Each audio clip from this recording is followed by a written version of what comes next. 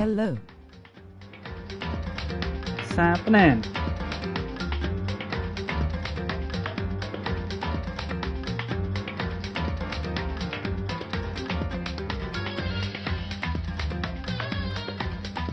What's happening, Yum?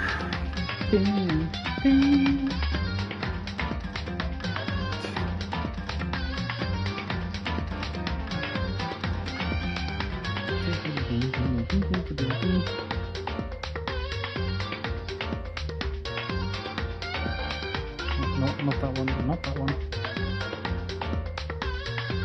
Change.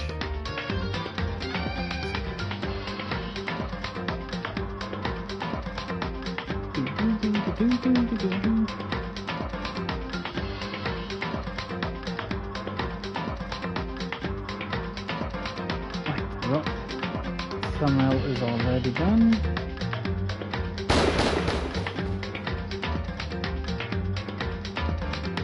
I spoke to ma'am. He'll have my money in 2 weeks. Okay.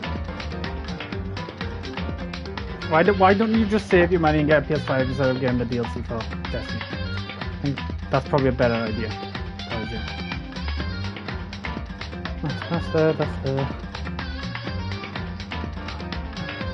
spot here. Nah, I can't see it. Right, where was I? Ah, yes. I remember now. Cheerio was dead, wasn't she? Oh, Chikiro. You want to say her name? Ugh.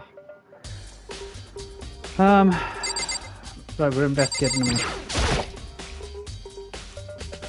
There's a dumbbell on the floor, and this is a blood stain.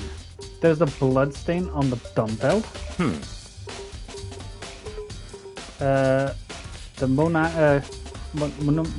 fucking hell, I'm dyslexic now. Monarch. Fucking hell, what's going on? Suppose. Matakuma files said a blow to the head with a blunt object is what killed her. Does that mean this dumbbell was actually the murder weapon? That's right. I don't imagine it could have been anything else. Nice! Locker room dumbbell has been added to the truth bullets. Okay.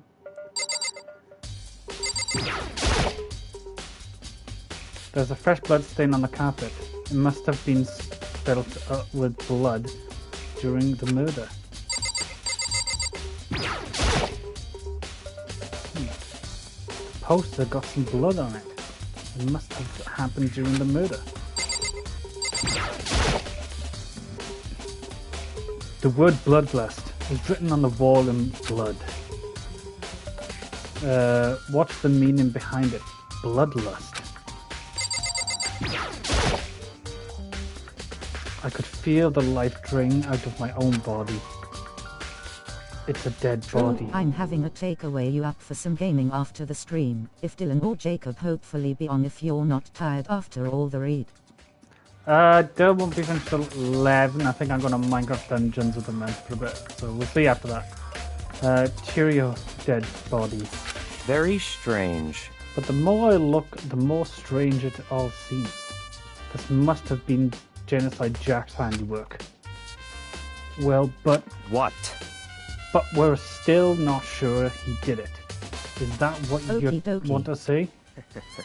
I wonder about that. A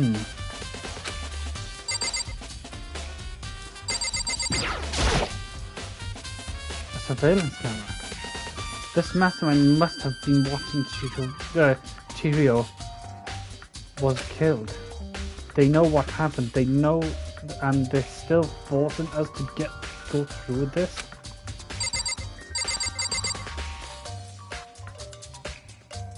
Anything else?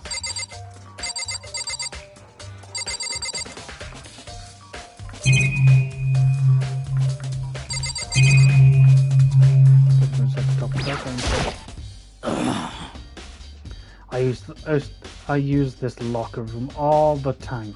Now it's become the site of Cheerio's death. But why was she killed in the locker room? Actually, if you think about it, she could have been killed somewhere else, then carried here. She was very light, that's true, but it wouldn't have been hard for someone to carry here. But still, Well, I still think this came here on her. I still think she came here on her own, by choice. What makes you say that? She's been talking a lot lately about how she wanted to get stronger. So you're saying she came here to exercise?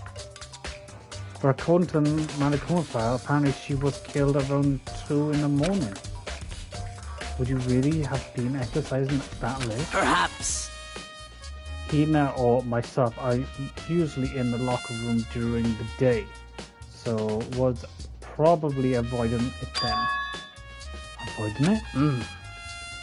Although we invited her to join us more than once, she never showed up.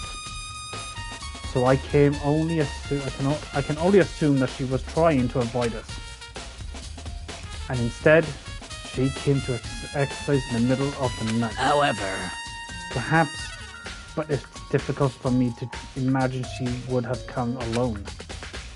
She did want to start exercising, but she specifically mentioned she wouldn't do it by herself. She needed support from others. So you're saying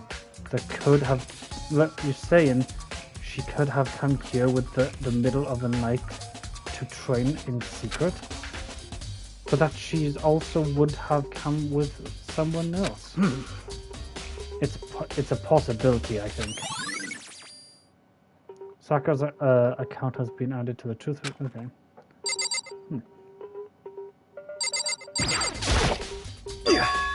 Dude, I had a really complex about being weak.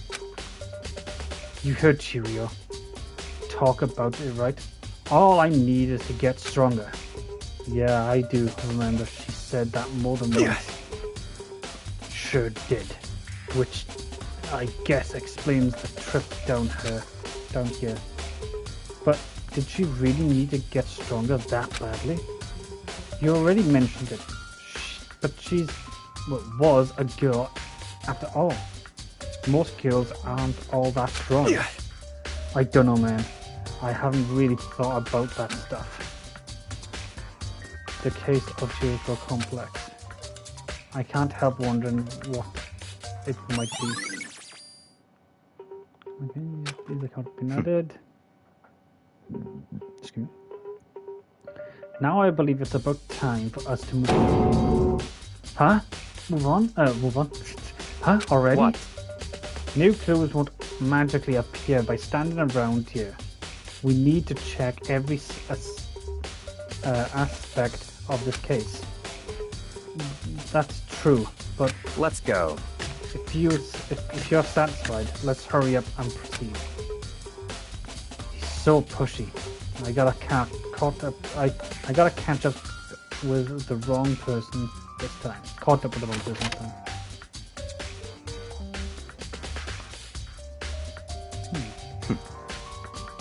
So this is our next location. Huh?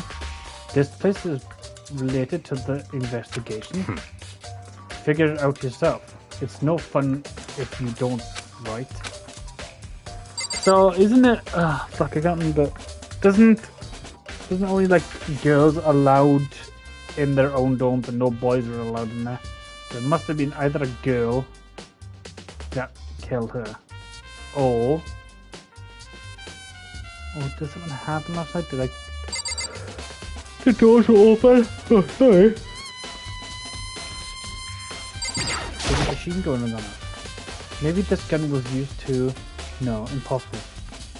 If that were used, Chiriko would have been ripped with holes.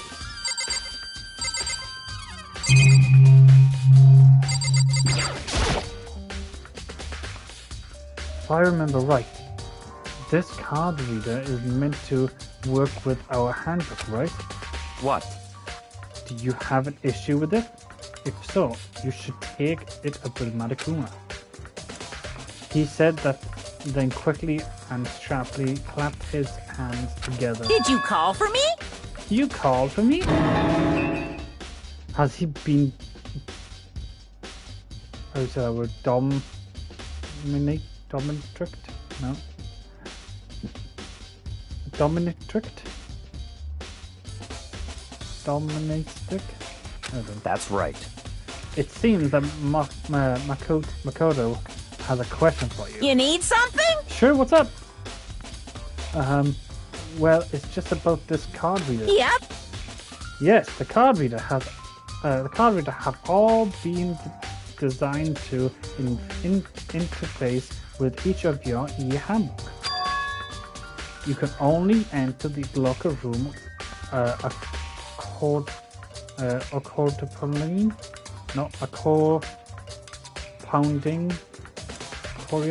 corresponding to the gender list in your individual handbook. And it is impossible for two people in a row to go through while the door is unlocked, correct? Unbelievable. If there were some sort of erotic terrorist on the prowl, the ceiling-mounted Gatling gun would have instant and swish cheese slaughter. I said that once. And the school regulations prohibited anyone from landing someone else with their handbook, correct? Of course. Correctly correct. So then that means only girls can go into the girls' locker room and only the boys can go into the boys' locker room. In other words, Chiriko's body is being found in the girls' locker room means, hey, Makoto, I can see right through you. See right through me? Allow me to tell you what you are thinking. Since Chiriko was found in the girls' locker room, the killer must have been able to get in there. So, in other words... As such, the killer must have been one of the girls. Did I get it right? Well, that's what I said. Such ignorance. Good lord, you're simple. But am I wrong? You should pay closer attention to the regulations. The answer has been in front of you the entire time. Loaning your e-handbook to another student is strictly prohibited. Only the act of loaning a handbook is prohibited. Borrowing someone else is perfectly fine. Yeah, I would expect nothing less from the prodigal son of the noble Togami family. So you managed to snuff out the loophole in the regulations. Knowing you, I would beat you. I would bet you created it on purpose, didn't you? So added a little more excitement to this. You're treating me like a penny little appetizer instead of the main course. Fuck, I am. Now then, since the dead can't actually talk, they're not people anymore, they're things. Yep. Get it? Got it? Good. Wait, hold on. You're saying that that's a loophole, but in order to borrowing something from someone, then that means someone would have to load it. So Why you? So sleepy. Just listening to you make me wanna pass out. Be more like Bianca and get your poop together. Unbelievable. Or else I'll charge you with criminal negligence. No more questions. Figure out the rest on your own, damn self. That's fine. Well, I knew you were unfortunately lucky in the mental fractures. So if you feel you in myself, I'll feel you in myself. I'll fill you in myself. Let's head to the main hall. The main hall. That'll help you understand what's going on. Okay, the card. Yep. Good. Fuck, I'm acting more dyslexic than I was yesterday.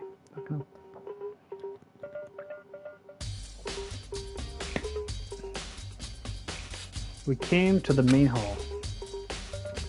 So, what are we looking for here? Does that mean I have to figure it out myself? For myself?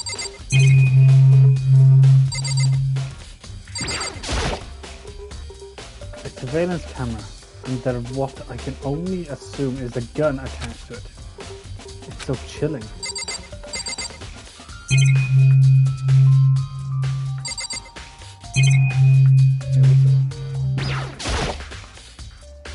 There's a mailbox here. Could there be something inside? It's an e-handbook. No, wait, there's 3 of them. But what are they doing here? Oh, these are the 3 of them that were dead. Oh, that means someone took, if it was a boy or whatever, they would have took, oh, what's her fucking name? Sayaka and, I can't remember the fucking pink ponytail girl hair. Fuck. Her. They could have taken her handbook. So you finally found them, huh? Huh? Did you know these were here, Bianca? I happened to find them by chance myself the other day. It seems that their system is placed where the handbooks of dead students get delivered to this mailbox. So then these 3 handbooks belong to Junko, that's right. Junko, Leon, and Sayaka. You can go ahead and confirm it yourself. I immediately turned on one of the handbooks, and when I did, of course it'd be Sayaka. What are you watching? Sayaka Makanazuma. You're right. This is Sayaka's handbook. Now, do you understand? This is the key to the loophole that I was revealed earlier. Yeah, I feel like I'm starting to get it. Ah, bright light. You should pay closer attention to the regulations and answers. The answers has been in front of you the whole time. Learning handbook. Yep. I see. Yeah. Now I understand. The main hall e-book. Yeah. What? Hold on a second. What's Very wrong? strange. That's strange. One of the handbooks won't turn on. Is it broken? Whose is it? The other handbook showed Juko's name when I started it up. Then the one that won't turn on must have been Leon's, right? I see. It would make sense, yes. After all, he did get pummeled with dozens and dozens of baseballs. Pummeled with baseballs. The memory of it came flooding back. The cruel punishment which led to Leon's death. The execution that was mastermind narrated. A cruel, heartless death. You're right. You're right. I wouldn't be surprised if the handbook to be broken. That kind of assault. Damn it! Hey. Hey. Now I'm really... What? That e-handbook is external to a student's life here. Truly, instrumentally,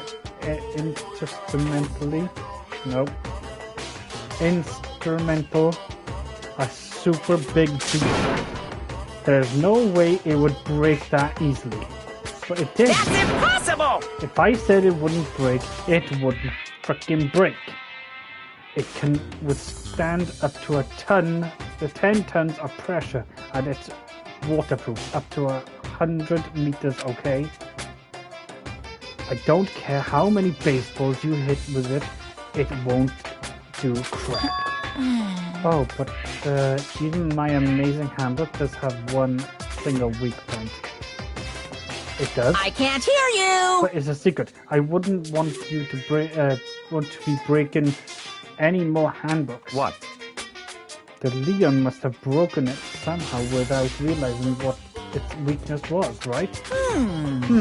Hard to say. You know what I think? I think his handbook isn't actually broken. What? But you might ask, how could that be? Leaving the questions hanging in the air, Madakuma disappeared. What just happened? Madakuma says it's broken, but an indestructible fact, an undeniable fact that it is not turning on. That's fine. Well, I don't see any connections to the case, so it doesn't matter for now. You think so? Either way, something about this still bothers me. That is true. How the fuck did that break then, if it's got one weak point in it? Okay then. This should be enough to get things rolling. Let's begin our investigation in earnest and track down the true culprit. Yeah, we need to find out who killed Cheerio. To be exact, not quiet. Yo, finally beat him. You finally beat him? I said I would have joined you if it was at the end. I said I probably would have been a bit easier if it was just two of us, but you know, I literally just went off and finished the food like in like 3-4 seconds. So, to be exact, not quite. Huh? Not quite?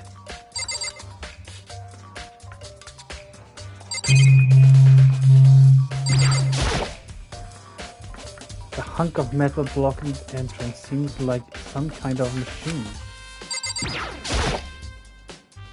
What do you mean by Yo, that? Yan.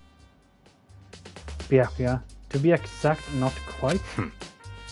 Clearly, I want to reveal Chiriko's killer, but more preciously, That's all good. I want- Nearly did it first try. RIP. How many times do you have to do it? I want to discover the true identity of the Genocide Jack. Then you really think, you truly believe Genocide Jack is the one that killed Cheerio? Don't make me repeat myself. Absolutely. I have no doubt that Genocide Jack is the culprit. That murderous fiend is Genocide Jack, right? What? There's nobody Only a else few. it could have been. Oh, there we are. A murderous fiend who kills again and again using the bizarre and brutal method. They kill like a ghost, acting suddenly, then simply slipping away before the police can catch up to them. And what nickname did the internet give this mysterious serial killer? Genocide Jack. They say he's killed thousands of people, but that's gotta be an urban legend. Still, could one really be a demented, psychotic killer like that? You're not wrong to wonder. But words mean little right now. I have something that will prove it, and I can show you. Okay. Hold on. There's still more here waiting to be cracked. Like fucking what, son?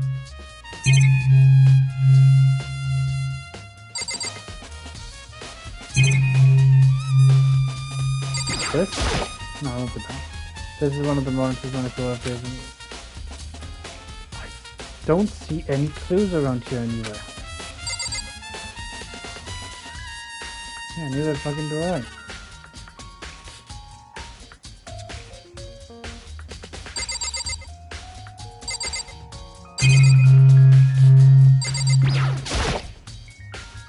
What do you mean? Yes, you think I really Don't make me repeat myself. and I have a base Is there really proof? There's somewhere I'd like to take you. This will prove all the evidence you need. It's all clear now. Evidence that Jennifer Jack is the one that killed Cheerio. Evidence? Is something like that really? Hey! You two! Big trouble. Need your help. I don't have time to play with you. You're busy. We're busy. Leave us alone. It's an emergency. Emergency! Come on, please. We gotta help me. What's happening? What's happening? Please! This is a serious emergency. Please, you gotta help me. Just calm down, okay, Hina? But it's an emergency. Yeah. An emergency? What happened? Well... Something's wrong with Toko. She's acting super strange. Well, I mean, she was acting pretty strange earlier, right? What should we do, Bianca? Very strange. Since it's Toko, I must admit, I'm intrigued. I suppose we can take a second to see what's going on with her. Are you sure? Don't make me repeat myself. Don't make me repeat myself. I didn't expect that. I thought for sure he'd just say no, and that would be the end of it. Yeah! Okay. Come on, hurry. Wait for us, Hina. Let's go. It looks like she's heading to the dorms, to Tayoka's room, most likely. You're right.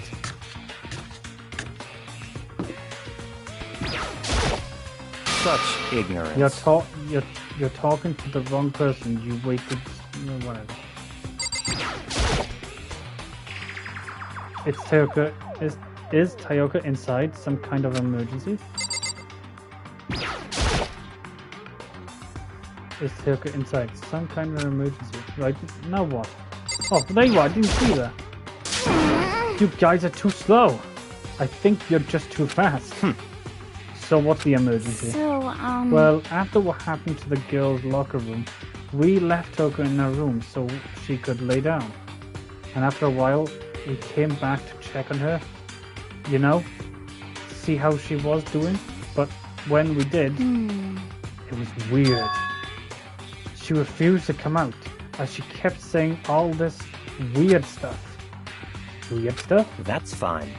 We should try talking to her, obviously. Yeah, good idea. I may as well give it a shot. Ding dong. The doorbell swung open slowly and silently. Oh god. Holy crap. An aura of negative flows out from behind the door, forcing a gasp out of me. What? Oh, nothing. It's just that, Hina was really worried about you, holding yourself up in your room. Leave me alone. Yeah, sure thing. But, could you open up, just for a second? Won't allow it. Huh? I won't let Genocide Jack have control.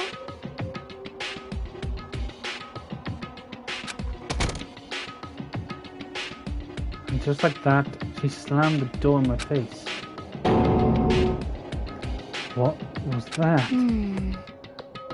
She's been acting like that the whole time. When I ran a little while ago. Rang a little while ago.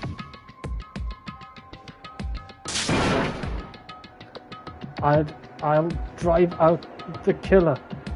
Drive out the murderous fiend. It didn't make any sense, right? I was afraid to leave her in there alone, so I tried to bust her door. But it felt like something was holding it shut on the other side. I couldn't even budge it. Turko was scared enough to even bar her door. I mean, it's a barricade, I'm guessing. Does she think the same thing as as Bianca? Does she think the serial killer Genocide Jack really murdered Cheerio? Is that why Toko is so scared? But Toko is so scared. Whatever it is, I'm really worried about her. Isn't there anyone who might be able to persuade her? I mean, she fancies you, bud. Hey, Bianca, you think you could ask her to come out of her room, I mean? That's fine. Sure, whatever. Huh? You gonna talk to her, Bianca? I guess you could be nice when you want to. Bianca stood in front of her door, not making a sound, and pressed the doorbell. After a few moments, what do you want? oh, I thought she'd leave me alone. You're all so annoying. Oh, Bianca. It's Byakuya. Oh, Byakuya. I'm sorry. I couldn't keep our promise. But don't worry. Never again. I won't let Genocide Jack have control ever again. And with that, the door slammed shut. Even Byakuya couldn't pull it off. There's nothing else we can do. Let's go back to the investigation. Hold on! Hey, Byakuya. What was that? What was Toko talking about just now? Something about a promise? What? Oh, I have no idea. Another one of her delusionals, I'm sure. But Stop talking. if I say I don't know, that means I don't know. Just let Hina take care of her. Oh, yeah. Okay, I'll stay here and keep an eye on her. Let's go. Well then, let's go. Without waiting for a reply, Bianca said, Bianca! And I hurried to catch him. So, does she have like a personality disorder? Like she has like two different like personalities. Like one she's just fucking Toko, and the other one she's actually Genocide Jack. Because that would make a lot more fucking sense, and that's kind of fucking easy if it is her. Because it can't be that. Really, it can't be her. Surely, can it? Yeah, that's too easy. That's too easy, I think. That's way too easy. I tried to talk to him several times as we walked. But he didn't even look back, let alone say anything. He just kept on walking towards his destination. Finally, his feet brought him to a stop, and in front of a certain room. The library? Come on, let's go in.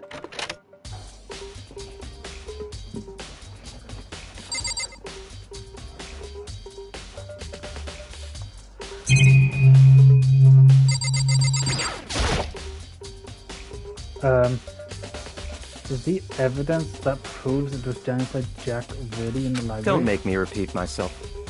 Don't make me say it again. Okay. There's no point checking there. We need to find the clue.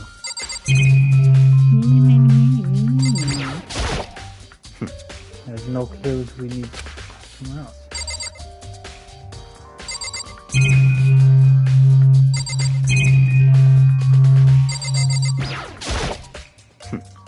There's no point checking.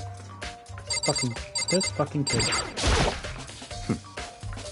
Knock it off. We don't need the desk.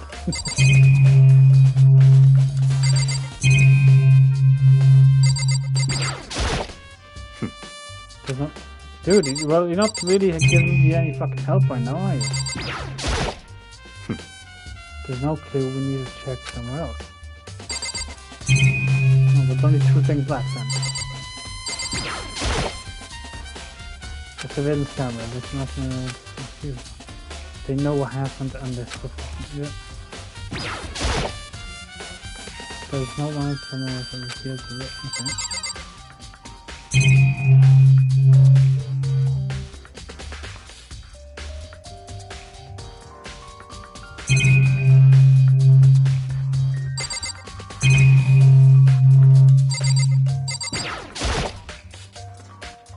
The evidence that proves the Jensen doesn't. Don't make me repeat myself. Don't repeat myself.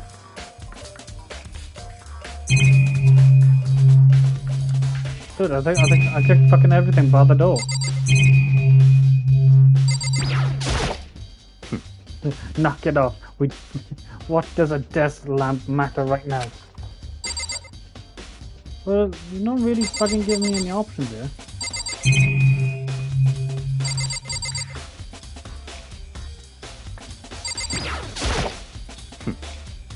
There's no clue. Right, yeah, I know.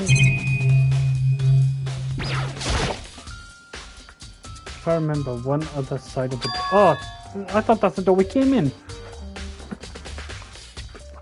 I thought that's the door we came in. Is this?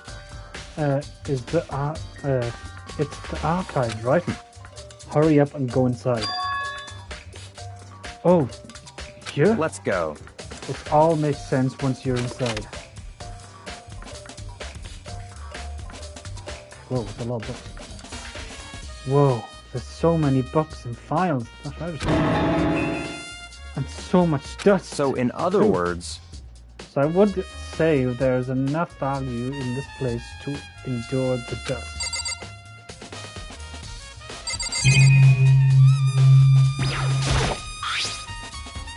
There's a wooden box and it's empty. Although judging by the smudges in the dust, it looks like there was something inside. I wonder what it is. There was an extraction core plugged in there.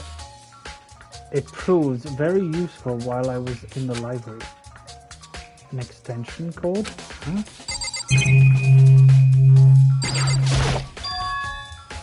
Huh? It's a desk lamp.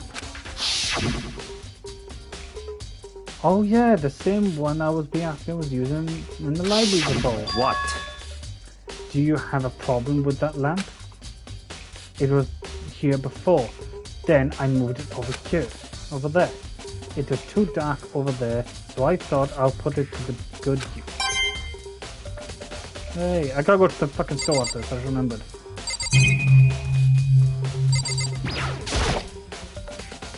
There's so many files stuffed into this shelf. What is it, all these things? That's enough. Does this documents are dangerous? Dangerous?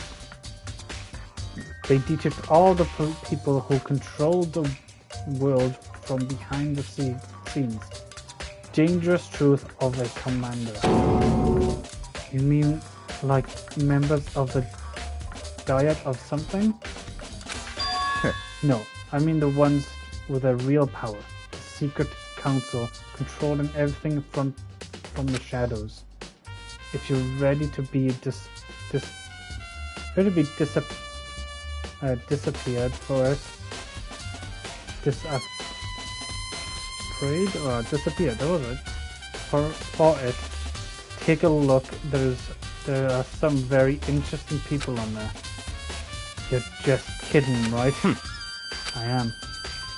I'll just let it go for now.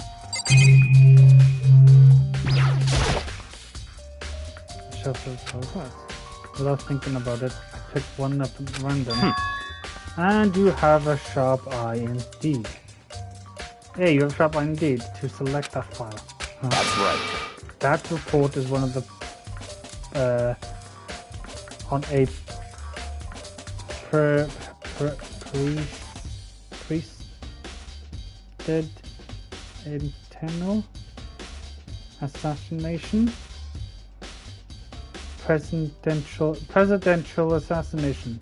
The original is kept at the National Library. It won't be declassified for another 30 years. Are you sure you want to look at that right now? There's no telling who crosshairs you might wound up for the peeking at that. Without making a sound, I returned the file back on the shelf. Oh fuck it. Okay. If you're thinking of looking through one of them, let me give you a little warning. There are things in the file with graphics, disturbing photos from all kinds of crime scenes. Is that kind of thing any normal person wouldn't even want to look at? Be careful. Huh? What do you mean? All those files there are investigation reports related to the different cold cases. Those are internal documents from the police, eyes only. They are not the kind of things you would expect to read. Oh, so are you finally beginning to understand the true splendor of this library? Splendor? The entire reason I was interested in the library is because of this room right here. Interesting. It's home to the classified government documents, police records, things no ordinary person would ever see. It is magnificent. This can't be for real, right? Such ignorance. That's all. That's your guy's problem. Anything that doesn't fit into your preconceived reality, you label it a lie. Well, it's not that. It's not like I totally refuse to believe it, but I mean, there's just so much. How could anyone have put all this together? I suppose to go to show just how much power Hope's Peak truly wields.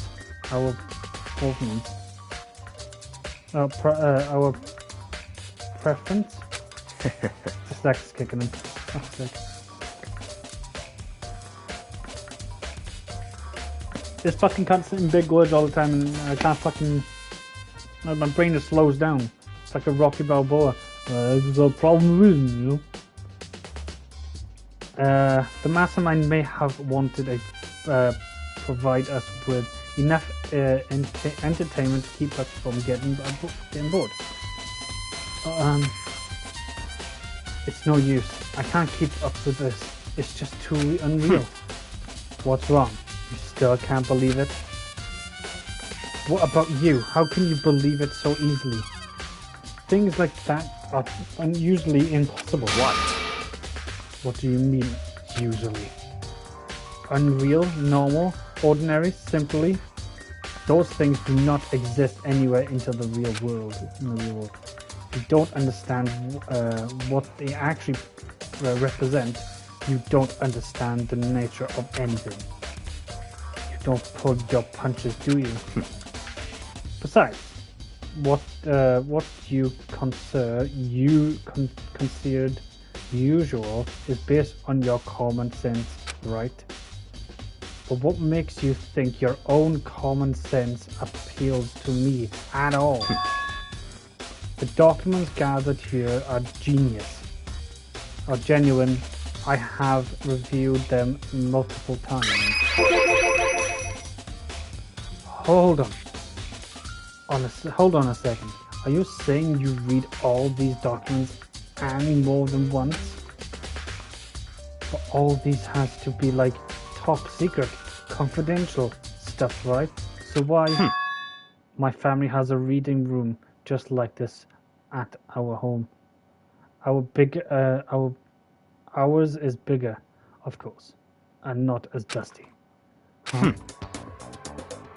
Members of the Togami family have access to any verify of government-related documents. That includes foreign powers as well as documents.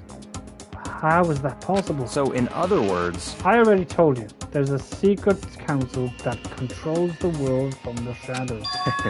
My family is a member of that council. I have within me the bloodline that will allow me to one day be the world to my will. Bend the world to my will. But to become such a ruler, I must know all levels of this world, backwards and forwards. So whenever I have time, I like to review whatever documents and materialize that interest me. Which is why I can proclaim without a doubt that the materials gathered here are the real thing. This is beyond believing or not believing. Byakuya is actually starting to scare me more than the actual mastermind. And what always intrigues me the most is with the cold case, police investigation reports. Reading through these reports has always been a hobby of mine, even since I was little. It's excellent material exercise. I have solved more than a few cases just to be reviewing the reports. And the amount of and among all these reports, one of my recent favorites is the Genocide Jack case. As he talked, Byakuya grabs his specific file from the shelf. that's right. This is the complete case file. I thought he's poking his fucking tongue out then. Every single report's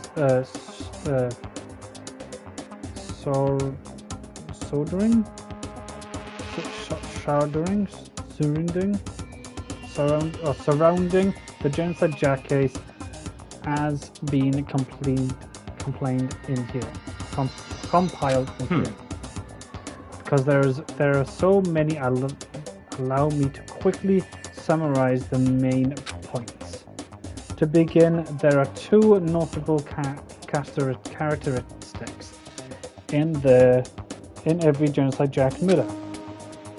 First characteristic is that every crime scene, the word bloodlust is written in the victim's own blood. And the second is that when the victims are murdered, their bodies are suspended in certain way. Bloodlust written in blood, and the victim's body is suspended. It's exactly the same as what happened to Churio. Chuko, wherever it is. Save your surprises. The best part of it is yet to come. For the second characteristic, with the victims are suspended, the only one who knew about that particular fact were members of the police and other higher ups. By all accounts, nobody in the media ever found out. In other words, no one in the news, no one online, nobody knew about that specific of each crime. Only key officials and the killer himself knew about the act of mounting the victim.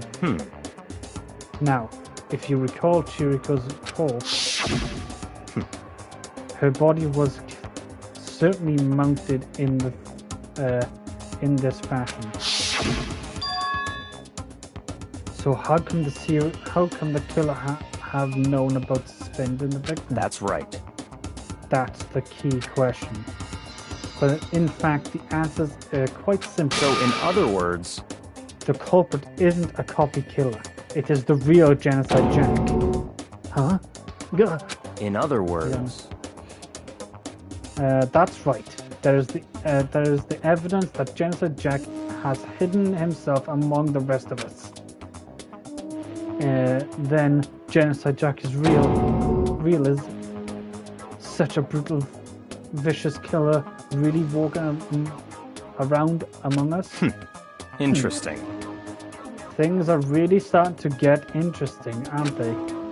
I never imagined a killer such as a repetition would ever become part of our little game. Now, don't you think it would be a good for you to take a look at what I've already seen? You might just manage to find out the clue or two. Such ignorance. If you get down on your knees and beg, I might even show you myself. Fuck you, man. I don't beg for no man. I don't beg for no fucker. Brackinger, about Genocide Jack's case file. Could you let me see it? That's fine. Well, you didn't beg, but I guess it's okay this time. Feel free to look it in here, but you can't take it with you.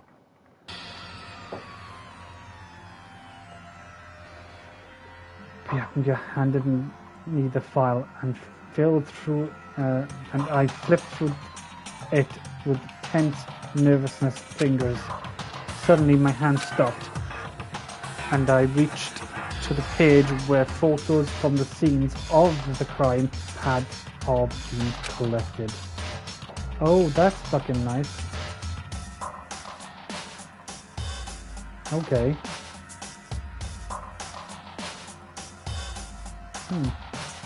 The names of Genocide Jack's victims ran on for several pages. Ken had 32. I'm not saying all his fucking names. Honda 17. Diaku 23. Keno Isi 14, and Takashi Yoshida 30. Oh fuck, some more. Okay. Cameo Totoro, blah blah blah blah. Yoto Yamijami.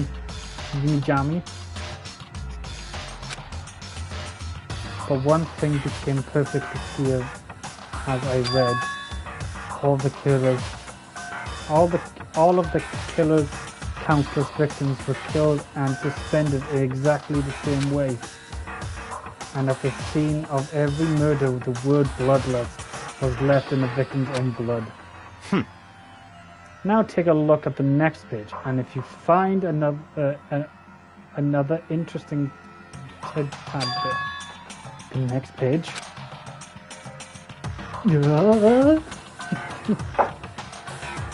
Profiling results. All the crimes took place either on a weekdays at night or during holidays, either day or night. The most common time for the killer to take place was on a holiday in the afternoon. Besides of the fact it could be suggested that the suspect may be a student. I was right, it is her. She's got fucking two personalities. Evidence suggests that the suspect enlarged at the scene, but when they did leave, they were in a panic. Because eyewitnesses have never come forward. It is unlikely there was any external reason for this. This confused behavior suggests that the suspect may potentially suffer from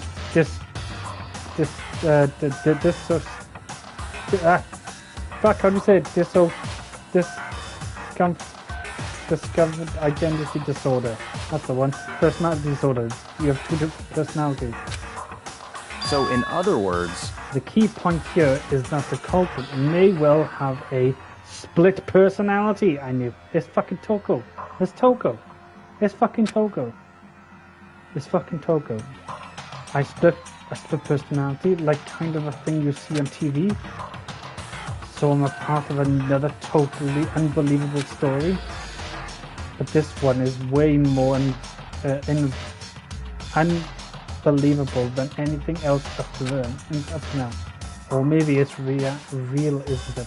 I don't know. I feel like my mind has gone numb. Okay. Let's go. Alright, we should get going soon. Huh? Where are you going? Anywhere but here. We finished our business here. Wait, Byakuya! It is Toko. It's gotta be Toko. She's got a fucking... She's a fucking nutcase. It's Toko. But probably people who played this game will be like, dude, it's not Toko. You're a fucking retard. Look between the lines. Read between the lines. As usual, Byakuya turned and left without another word. I hurried out to the library to catch up. Well, this is where we part ways. I have some things I need to take care of for the class trial. Huh? Just all of a sudden, like that? I don't have time to play with Come you. on, enough of your annoying fuck. Why are you saying big words? Misappropriation? Did you really think we'd be together the whole time? Take responsibility in yourself and do something useful. Move the investigation forward on your own. Goodbye. Well, goodbye. And just like that, he was gone. Just as quick as he'd asked me to join him, he'd cut me off. In the end, I felt like I was just some plaything getting tossed around. At the same time, I'd uncovered something important. Clue, thanks to him. Genocide Jack is the one that killed Chirico. And that murderous fiend is one of us. But who is it? I have to find out, no matter what it takes. And to do that, there's somewhere I have to go investigate one more time. I have to go back to the crime scene. The girls' locker room. I should check the boys' locker room too. And the others might have come up with some info I might find useful while I'm at it. I need to find out everything I can. Am I on the floor? Don't. I am now.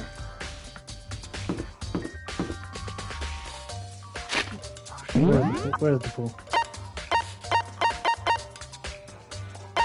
Hallway, library. Girls' bathroom.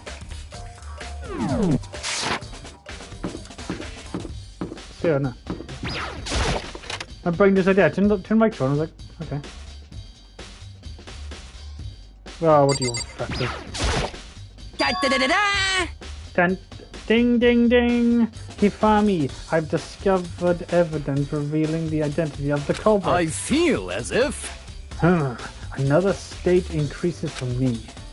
Evidence? What did you find? I cannot reveal that just. That's it! I'm sure of it! But I guarantee that what I found will steal the killer's breath from his lungs. Are you sure about that? Oh yes. Miss Longerberg said she'd witnessed something worthwhile too. Really? What did she say? Well, it She would refused seem... to tell me. It's like when a girl bullies the boy she likes, right? Right? Okay, so where's Celeste now? The warehouse by the dorms. She was there, but at the same time not there. What's it gonna be?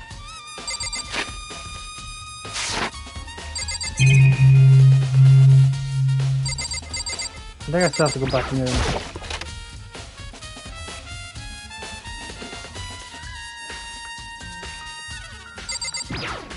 You are the smartest one. Hey Kayako, have you made any progress on your investigation? Generally speaking, However, I have to get going. I have something unrelated to take care of. Something besides investigation? What is it? well, Nothing you need to worry about. Just concentrate on the murder. But So then, before I go, let me give you one piece of advice. You should examine Chiriko's body one more time, thoroughly. Also, her handbook is missing. You might want to determine its whereabouts. goodbye. That's it. I'll be praying for your success. And with that, Kayako turned and left girls' locker room. I guess I'll take another look at the body then. And Chiriko's handbook's missing. That's definitely worth worrying about. Okay, so her handbook is missing. Kayako said I should examine the body one more time. I know she said thoroughly, but do I have my limits? But I'll better give it one shot anyway. Let's see. Chiriko's hands are bonded with what looks like some kind of rope. The rope was used to prop her hands in a kind of crucifix position. Huh? Cable wires. The rope was a plug? Wait, so then this isn't a rope at all. But the more I think about it, the more that's not the only thing that concerns me. Chiriko's fatal injury was the blow to the head, which means someone struck her in the head in order to kill her. That's right. There's an issue of her being surprised and what? Okay. There's an issue of her being suspended and the fatal blow. At first, I didn't see any reason to think too much about either of them.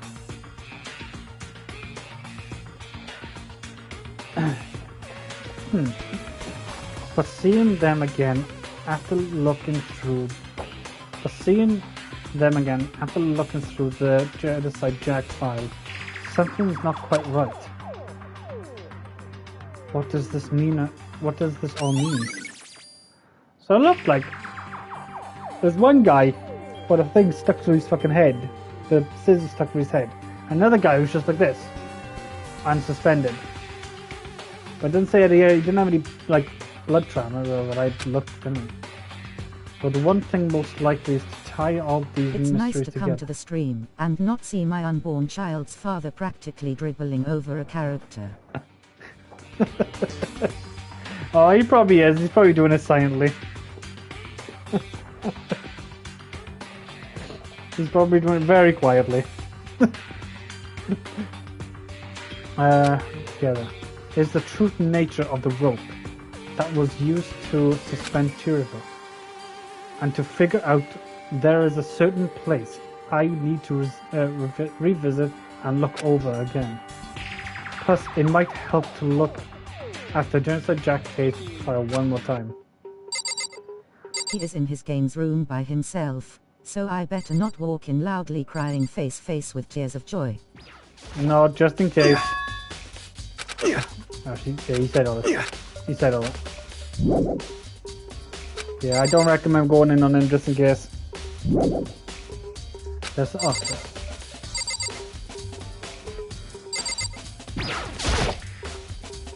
There's plus. Oh, yeah, no. Damn. Chiriko's presence here was especially weak. Her body and her soul. No forgiveness! To target such a helpless being is unforgivable. How come you came back to this game then, Sini? Well, on the floor laughing, he's properly like, thank God Chloe hasn't walked in so I can carry on what I'm doing, lol. Okay. So I didn't have like anything else to play, so I finished like Hogwarts, I finished the campaign for Destiny, and then I was just scrolling through my YouTube, I was like, I haven't actually finished this game. Even though I can't read properly. Okay. I was like, fuck it. Finish the game. I gotta find out who's gonna die next. I gotta find out. Because I really want to watch the anime as well. So, that's the reason why I started playing the game again. And I don't actually have another... Well, I do have a game lined up. But I think I'm playing it tonight. So I might record it. We'll see. We'll see. We'll find out. To target such a helpless being, it's unforgivable. What a wretched beast to do such a thing. I cannot forgive this. And she's back on. Is the bloodstained poster the blood? It's the bloodstained poster. The blood is the most noticeably part of it. You know it, Kai, rolling on the floor laughing. Ah, that makes sense.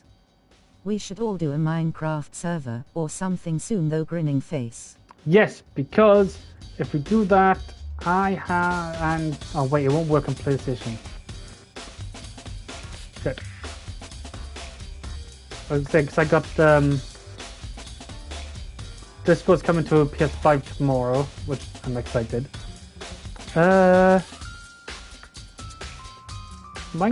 Is Minecraft Dungeon crossplay? Oh no, because I have to link my account. Awkward. I don't know, but we say now we can play the First Class Trouble now, and I can stream like we can do Discord. Well, Kian can't because he got a PS4. He's a noob. The big-breasted swimsuit model is pretty noticeable too.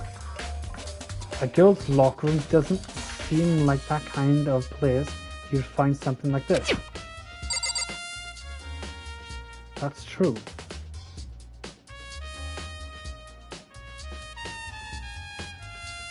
Would you find these type of wits in the women's locker room? Plus, you know, punching bag and the ball bag thing. Even the girls' locker room. I'll Yeah, I gotta go download Discord on my phone if you want, Sean. Any games would be good for me. Just noticed that photo looks like someone left their load on her facial now. Chloe, that's disgusting. I'm sure there must be still more left waiting for me to discover. I feel. Rolling on the floor laughing, rolling on the floor laughing. Can I go on the boys' locker room? I can. Oh, same thing.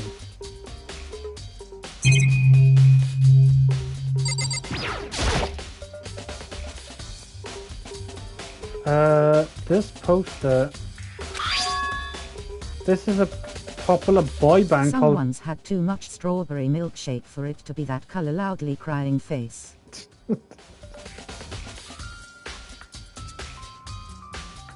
I'm the only one that drinks strawberry milkshake. What are you trying to say? It's a popular boy band called Tandu. Somehow it doesn't quite seem the fit of the boys' locker room. Oh, but wait, that reminds me. The poster in the other locker room is. That's right. There's definitely something strange about this. The boys' locker room, there's a poster of a popular boy band. In the girls' locker room, there's a poster of a big-breasted swimsuit model. Could the posters have been switched? But if they were, why wouldn't the reason... I think you just outed yourself there, buddy, lol.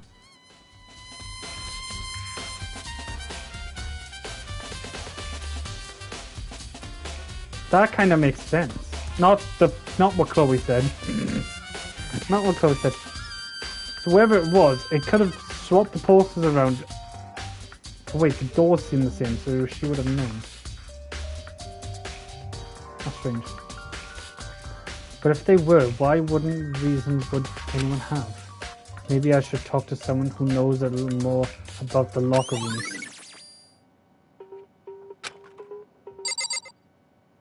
Oh, is this something else here? Wait, what's this?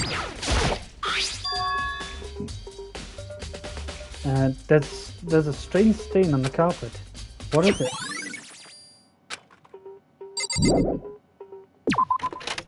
That is strange.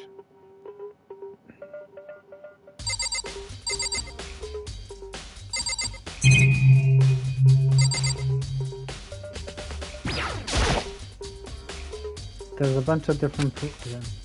Don't seem different. Leave now. Show signal waiting for me. Okay.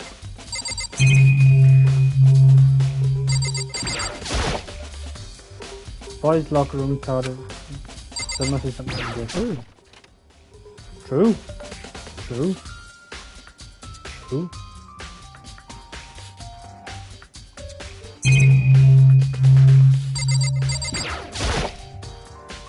The word buzzers on the wall, just like the other things. And not every crime scene. The word bloodless written on the victim's body. Two girls' hands are bonded with the... Yeah, seen that. See, the bottom left one has his thing through his neck. And he wasn't struck to the head by the looks of things. He might have been actually. And then...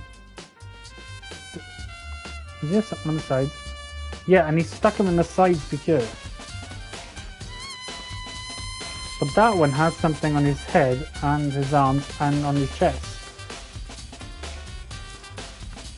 And it's always scissors. Hairdress.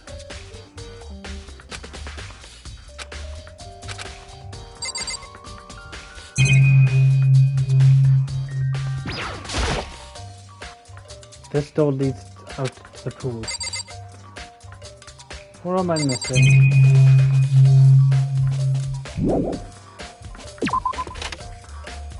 What am I missing? Might need help from an expert.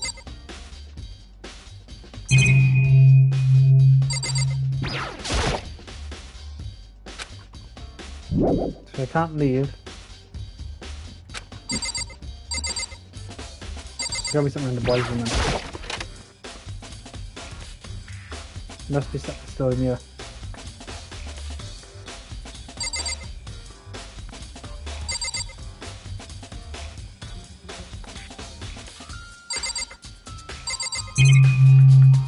Or not.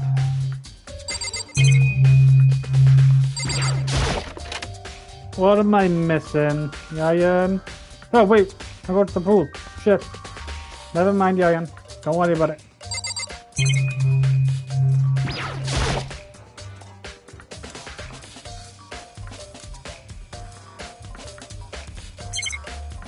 Hello.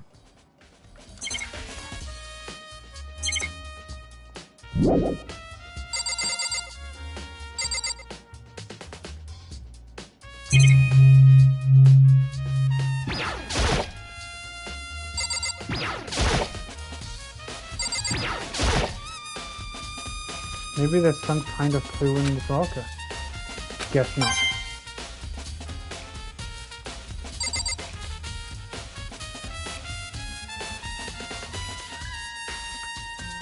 Wait, how has that camera got no thing on it?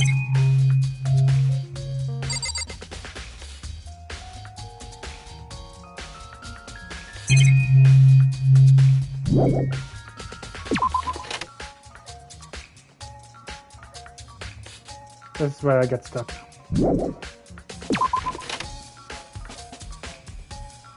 What am I missing? I can't leave.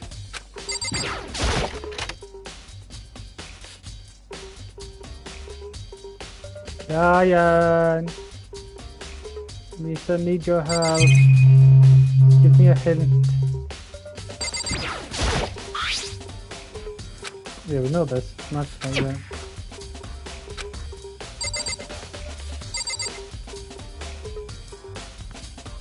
What am I missing? Yeah, I think this.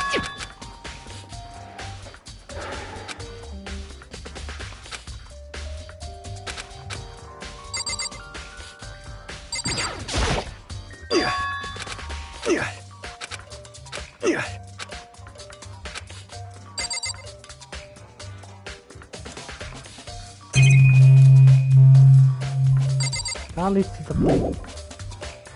They told me to go and look at Genesis Jack's file again.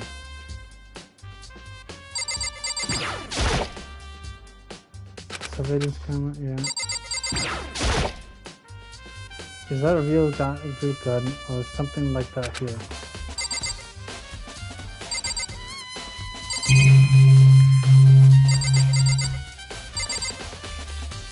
What else am I meant to look for? I've looked for everything.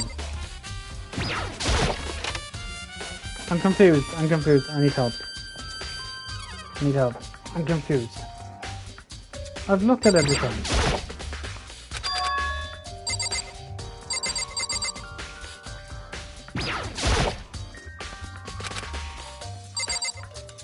What have I not looked at?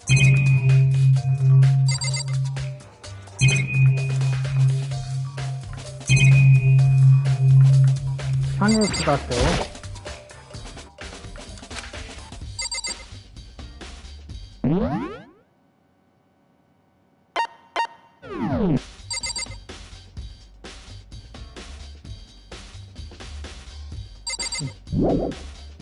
Who would know these posters? Sakura? It's supposed to be Sakura. You spend a lot of time experiencing the girls' locker room, right, Sakura? Of course. Hello, sorry I'm late. You're never late, buddy. Don't worry about it. Don't worry about it. I used it nearly every day since it opened up. Sometimes Hina and I used it together. Then let me ask you something. Did you think the posters in the boys' and girls' locker room could have been switched? I'm sorry.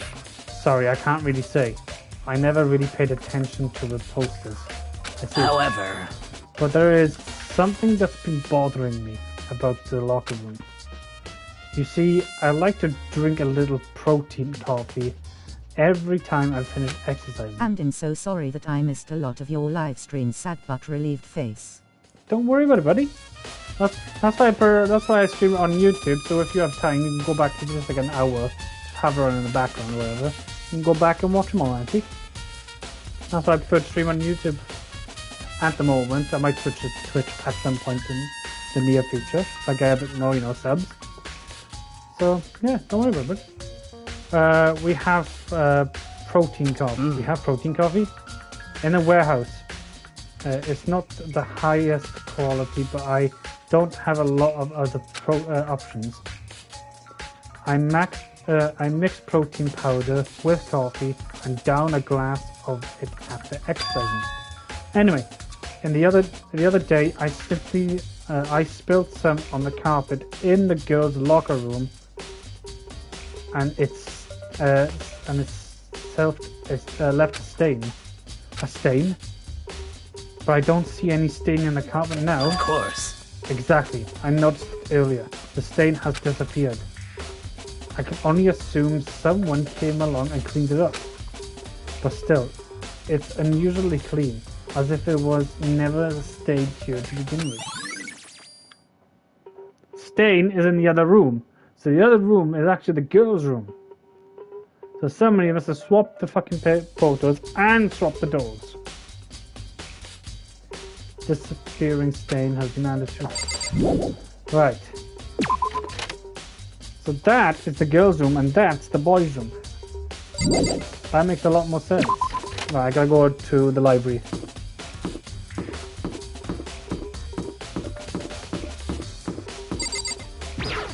So I gotta look at the Genesis Jack thing again. And plus this.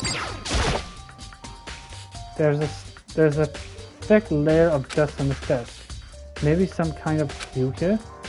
Guess not. No. I just talk about the wire. Where's the wire? There. The desk lamp. Bianca grabbed that one thing from over here and put it over there. It sure is dark over there. Okay, no matter. I want to take another look at Genesis Jack's case file. I knew it. It was around here somewhere. Huh? It's gone. Did someone take it out of the archive? But the only one who would have something like that I can think of anyone but Byakuya. Right, so I gotta find Byakuya. Byakuya!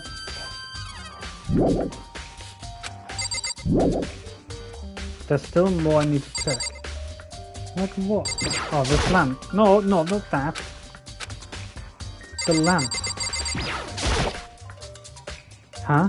The lamp won't turn on. Oh, I see. It's unplugged. It's not plugged in.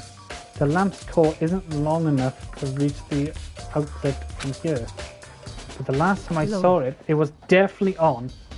And it was definitely right there. Yeah, see? Oh, that's right. Byakuya was using a extension cord. But there's no extension cord here now. I wonder if... I'm telling you, it's that crazy bitch. It's Toko. Toko is the one who fucking killed her.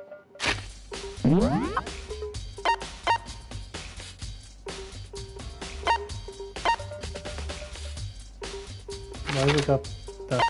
Okay.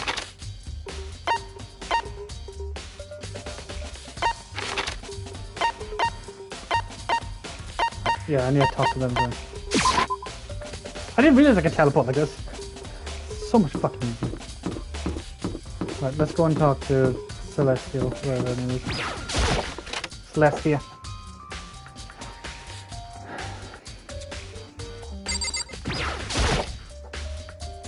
God, she got big words and she's like, oh, fuck, take a drink.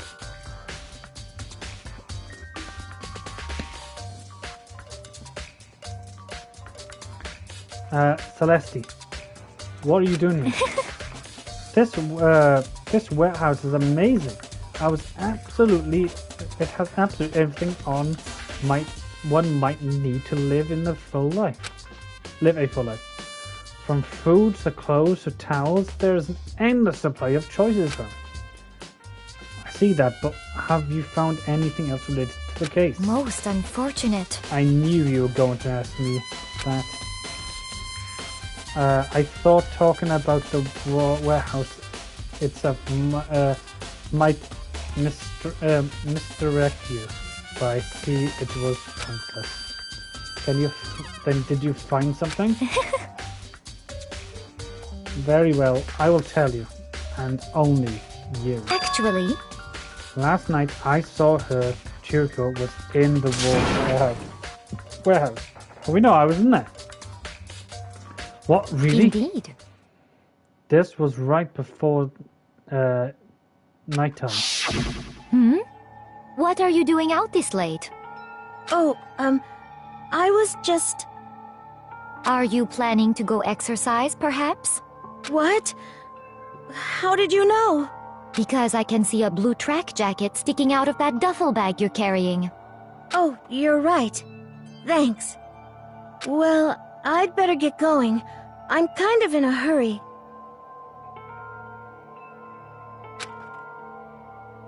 Does someone promise her?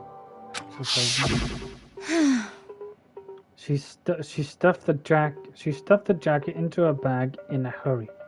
It was almost she was trying to hide it, and just like that, she was gone. Yes, indeed. I assume she was merely stoking up to exercise in the morning, but it would appear she ignored the nighttime rule and headed directly to the girls' locker room.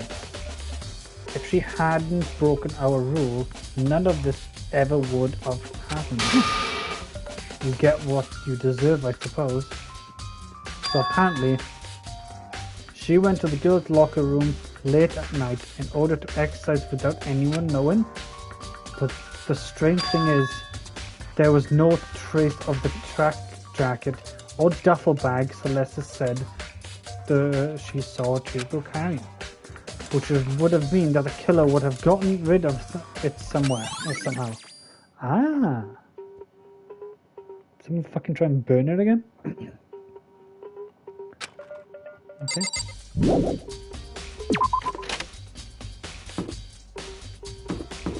Right, I know Hina wasn't here, was he?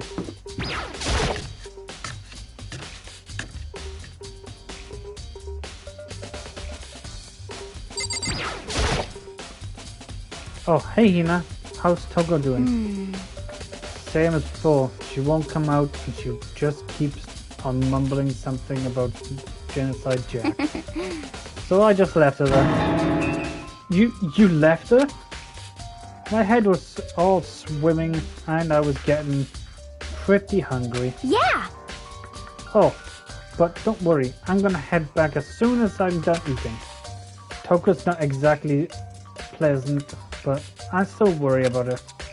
Speaking of which, what are you eating? Huh? A donut, of course. Of course. There are two things I'm sure good God created, other than space and donuts. Outer space and donuts. Really? I bet Cheerio would have liked to eat more donuts. Maybe that was her one big regret. I should have tried to spend more time with her. Come on, come to think of it. Who did she spend time with? Well... Yeah, she was a little bit strange. I didn't really hang out with her other than other girls much. I was like she was trying to keep her distance from us. Exactly, Sakura said something similar. She said that even though you and her invited Cheerio to exercise with her, she always refused. Yeah, totally. Yep, that's true. And it wasn't just us. Either it was like she was stayed away from all of the girls. As she just, was she just shy? I don't know. She talked to the boys a lot this time. It's kind of weird to be shy around your own sex, but totally fine with the opposite sex. Oh wait, maybe she was used to guys spoiling her. She was, the law says she couldn't judge a book by the cover, right? You think so? I never really saw her as what kind of girl. Saw her that kind of girl. Oh, ding dong bing bong. It's officially nighttime. I'm getting tired of waiting. Shall we just plunge right in? It's the moment you've all been waiting for! The class trial! You remember, please go through the red... Begin the class trial, or it's about to begin. It's about to begin. I think it's Toko. I think it's Toko. The red door is right through here. Let's find out then, guys.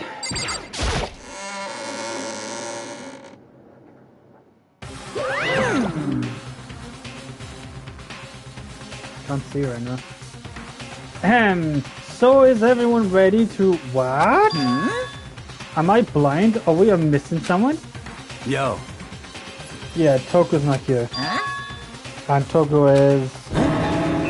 You really don't remember? Come on! Kidding! I'm just kidding. How could I forget that little nut job? She's a crucial part of this class trial this time. What are you gonna do? Okay, I'll go ahead and drag her out here, kicking and screaming. Just one moment, please. And just like that, he said a few minutes later, he rapid dragging Toko behind him. I told you, I told him I didn't want to, but he forced me. I can't believe you would drag a girl around. Terrible. You're terrible. Phew. So now everyone's here, right? Okay then, hustle into the elevator and let's get this show on the road. I'll see you guys down there. Let's go. So shall we get going? It's time to find out who killed Chihiro. So where's the Chihiro? I can't see saying the right name now. Chihiro Fujaki. It was so gentle. She was so gentle, so calm and unique. Nobody had any problems with her. Someone made the choice to kill a girl like that. And that murderer is one of us. Someone standing right here.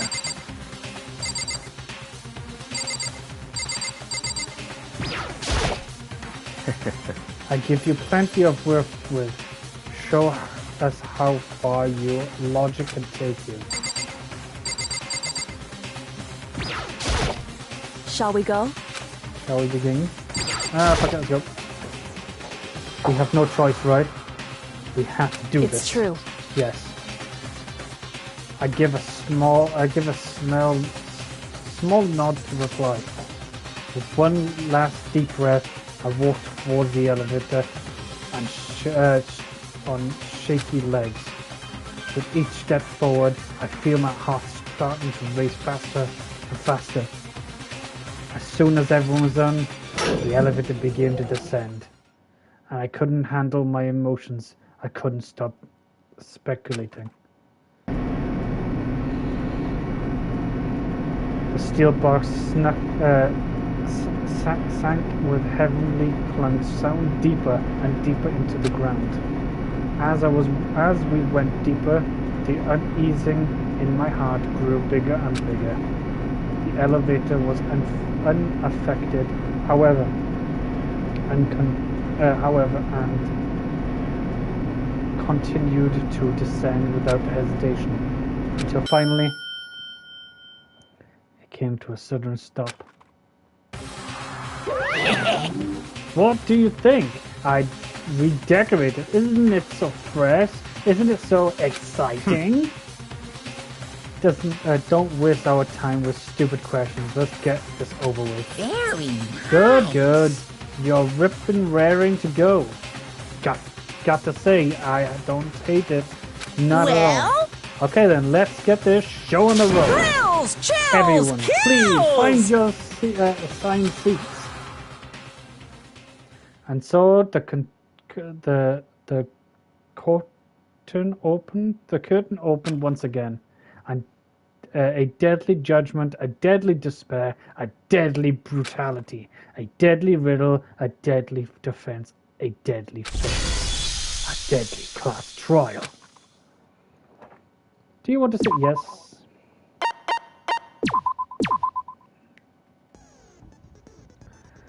Oh God. Give me a handbook.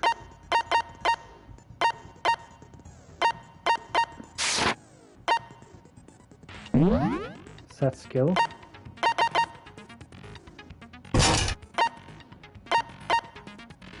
Increase damage to the opponents when its statement is destroyed during the bullet time battle.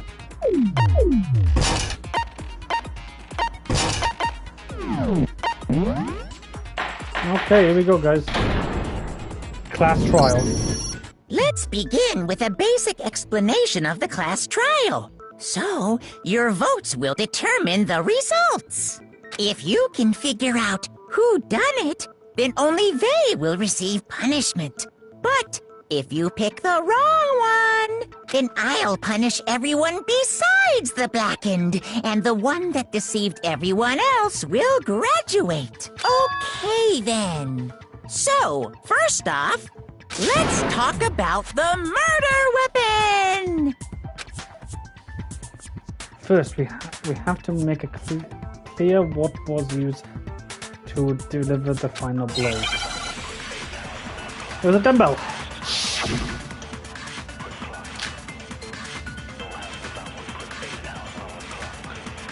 Chihiro's fatal injury. It appears it was a head wound. According to the Monokuma file, the killer used a blunt instrument. But what kind of blunt instrument could it have been? I bet it was an iron pipe. Interesting. That certainly would make for a powerful weapon. Poor Chihiro. Wait, didn't say dumbbell. Oh, the weapon had to be in the scene of the crime. There was something within the bloodstain on it. Chihiro's fatal injury. Okay, I see. It appears it was a head wound. According to the Monokuma file, I the killer forgot it was used a it was blunt triangle. instrument. But what kind of blunt? I bet it was an iron. Interesting. I forgot it's the Certainly first triangle. Hero. I forgot you had to press triangle. I forgot you had to press triangle. Sorry. Chihiro's fatally. It appears it was a head wound.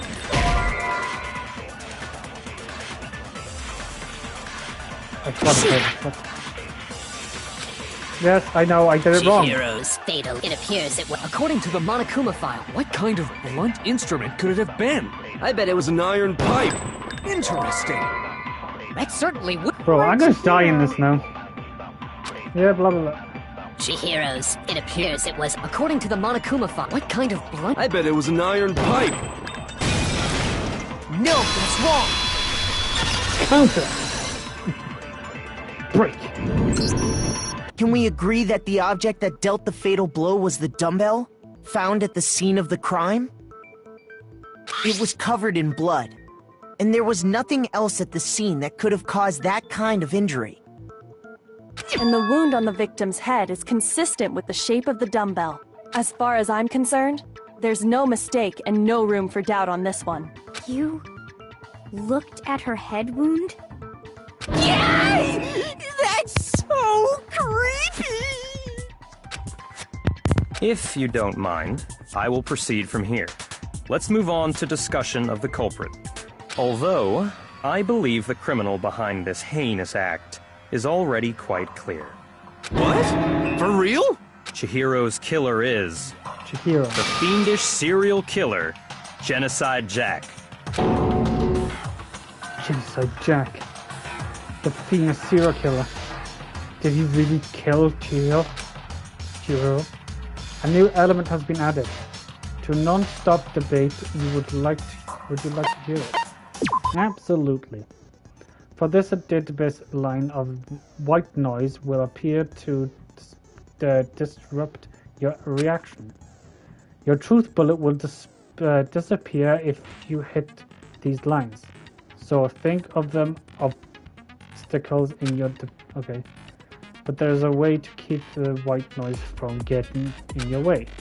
Press X to attach the silence, which you can use to shoot down the white noise.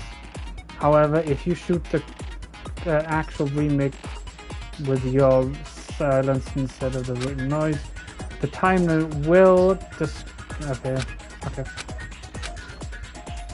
But if your action definitely set the general white noise, what happens at all?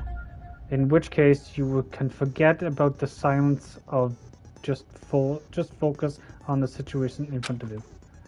I think that's my point. Make your argument. The culprit is Genocide Jack. I'm sure of it. Case closed, as far as I'm concerned. But that's impossible! Why? What makes it impossible? Well, I mean, come on! There's just no proof for it. No, counter! There is proof. There is proof. I might know one reason he could be involved. What? I found this file while I was looking around the archive in the library. I guess it's some kind of confidential file the police put together about the Genocide Jack case. What? That's kind of weird as shit, isn't it? What was something like that doing in the library? The why of it is probably more trouble than it's worth. So let's forget about that for now. More importantly, it outlines all the specifics of the Jack case in exceeding detail. According to the file, there appear to be two defining characteristics in every Genocide Jack case. The first is that a bloody message is found written at the scene of every murder. Oh, that's right. Booblust.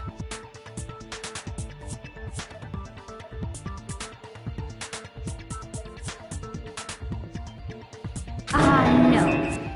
It's actually bloodlust. But more important is the other characteristic, and it's something that has never been made public. Never made public? What the hell is it? Why don't you tell them, Makoto? The other characteristics of Genocide Jack cases, which the world at large doesn't know. If I'm not mistaken, it is to do with I got it! Apparently, in every Genocide Jack case, the killer suspends the body in a certain way. Other than the killer, the only people who know about this are the higher-ups in the police department. However, Chihiro was most definitely suspended in the same way. So, how did the culprit know about this when only high-level police officials were aware of it? There's only one logical answer I can think of. It's because the culprit in this case is the real Genocide Jack. No fucking way! You're saying Genocide Jack is one of us? Yes. In fact, it's Toko. That's what I said. What? Genocide Jack's true identity is Toko Fukawa. You lie!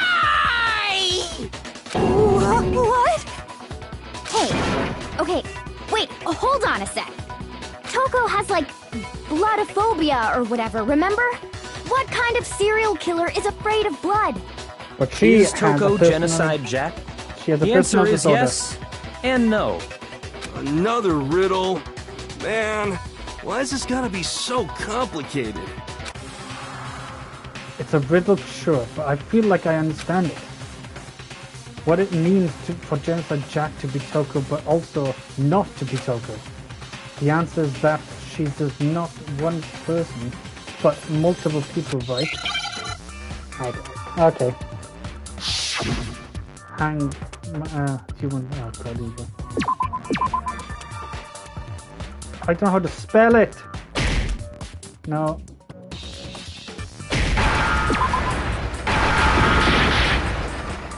Oh, how do you... Is it A? No. Shiza. C?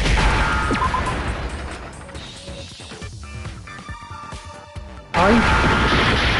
No. Oh god, I can't spell!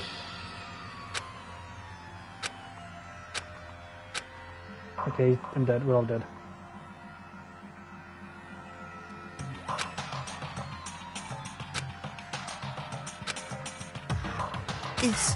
Is this really the end? It's not the end. Do you want to give her another shot? Yes. I refuse to give up yet! How do you fucking spell it? Should... Oh, help me, please! It's S. So I know it's... But that's S. It does come up. Come on, where's the S? There. There's an S, C.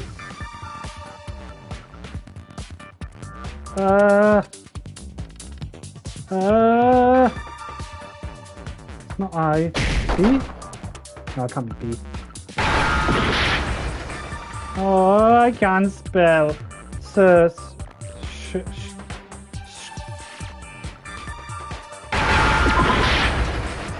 Oh.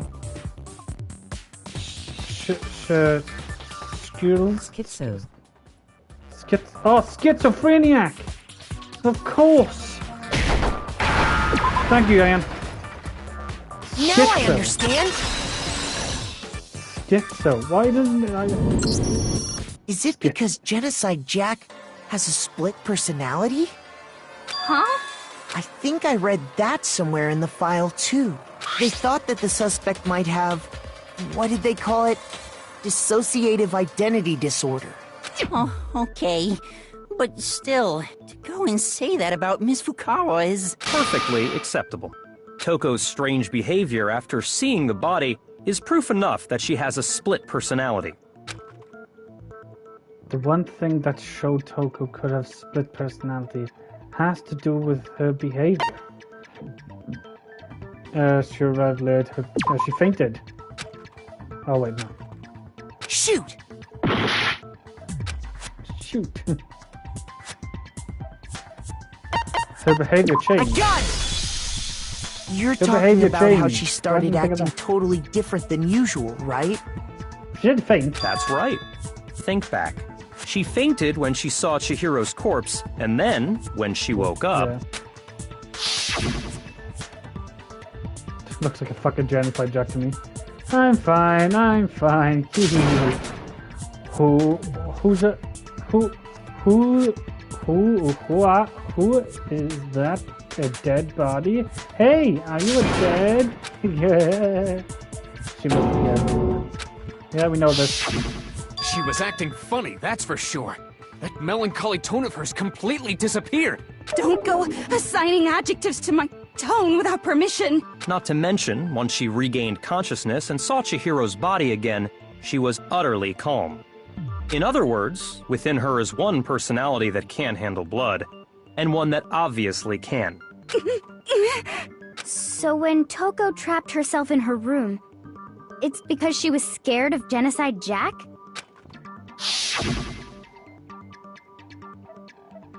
Exactly.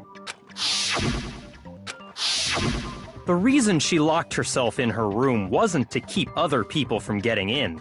It was to keep her other personality from getting out. What? Toko was afraid. Afraid of the murderous fiend inside of her. Of killing even more people. How? Yeah. How can you know all this? I do believe you misunderstood her. What she's trying to say isn't, how can you know all this? No. What she wants to know is, how could you tell them? Huh? That's what his secret was. Last night, just before Monokuma gave his motive speech, Toko and I had a strange conversation. She told me a most interesting story. She said a murderous fiend lived within her, and she was afraid it could appear and attack at any time. And that trepidation is what... Sorry, pal. I was in your room when you were asking for help, rolling on the floor laughing. Glad you got it. Thank you. This is all a lie. Right, Toko? You said you wouldn't tell anyone. What? You promised! I can't believe you lied! You have only yourself to blame.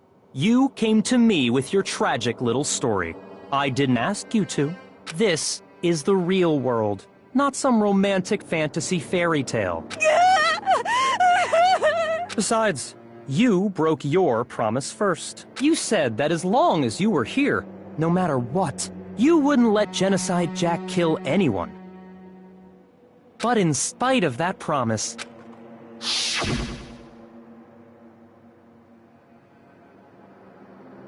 I'm sorry, I couldn't keep your promise. But don't worry, never again. I won't let Genocide Jack have control ever again. You said if I kept my promise, you would go out with me. Oh, you're like, oh, she got fucking played then. That's the only reason I promised. How many times do I have to tell you? I never said that, but you weren't able to do it. You just couldn't resist that rush you got from killing, could you? I tried. I swear I tried to control it, But your efforts were useless. What a disappointment. I hate you. Well, the opening act is nearly finished. All that's left is to hear from the person in question directly. The person? You don't mean... Genocide Jack. Togo's body suddenly lunged backwards, and a huge thud echoed across the courtroom. But in the next second... Well, hello there! Is it me you were hoping to see? What the heck? So you figured it out, huh? Well, whatever. What are you gonna do? What the fuck? I'm the ultimate murderous fiend, Genocide Jack! Or better yet, let's go with Genocide Jill! What the fuck is this? Toko, what happened to you? Not Toko, that's a loser name, and what happened is a textbook split personality. So what if one of them happens to be a serial killer, you should turn a blind eye to one's fault. She's so intense. Like they say, Your face, Sean, rolling on the floor laughing. This one is so different from the one we've come Oh to my know. god, it's me when my fat prego ass is hungry.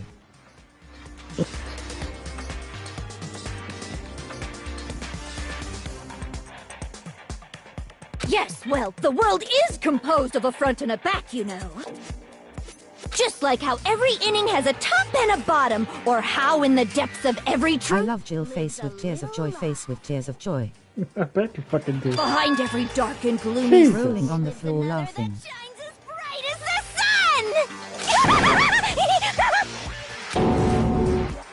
This is the murderous fiend genocide Jack. This Jill doesn't give a isn't shit, it- face with tears of joy. Oh, I thought someone was there standing there. That was weird. This is beyond insane. Miss Jack, Jill, can I ask you a question? Jack and Jill. Makes sense. What's up? Some of us think you might be the mastermind behind our entire situation. What are your thoughts on that? Well, I'll tell you, I am the mastermind of all masterminds! Just kidding! Then it's not true? Of course it's not true! How dare you try to link me to that creepazoid!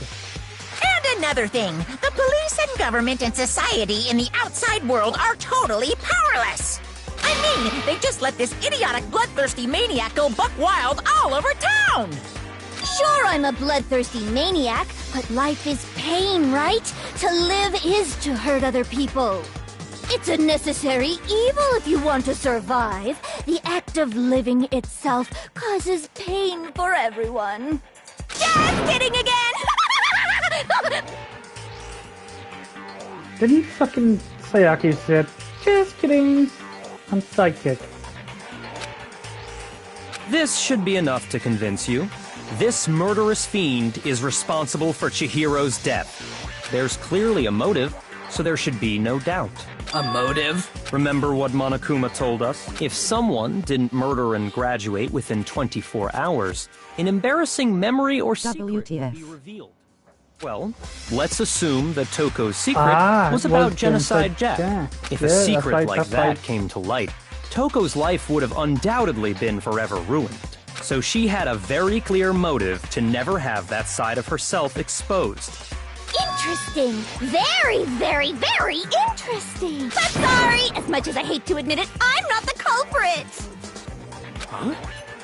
But I cannot imagine anyone other than you could murder someone in such a bizarre fashion.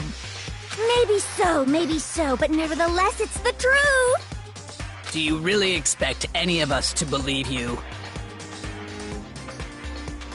Yeah. I could never believe a word you say, you monster! And who the fuck is it? Maybe she's totally right about that, but something's still bothering me. What she said. I need to get some more details about all of this. Yeah, there's still like the stuff in the bathroom, like the statue of the dead body. Sorry, but I didn't kill anyone!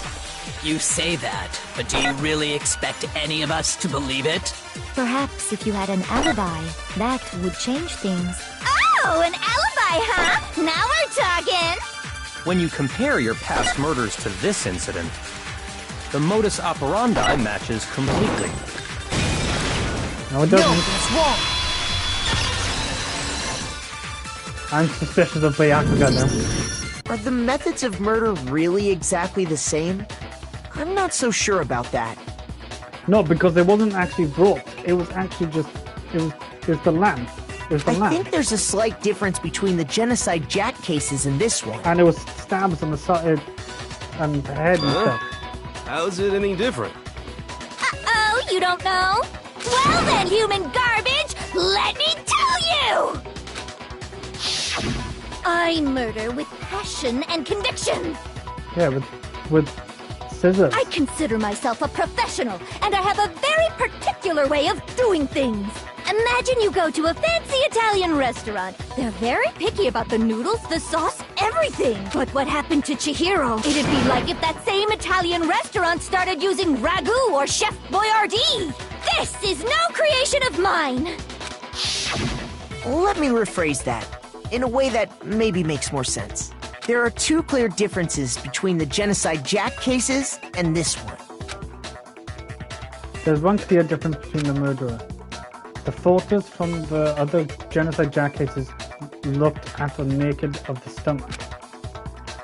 Here we see a clear difference. The style of the bloody message and the victim's fatal injury. I got it! Yeah, because the injuries are different. The cause of death is different.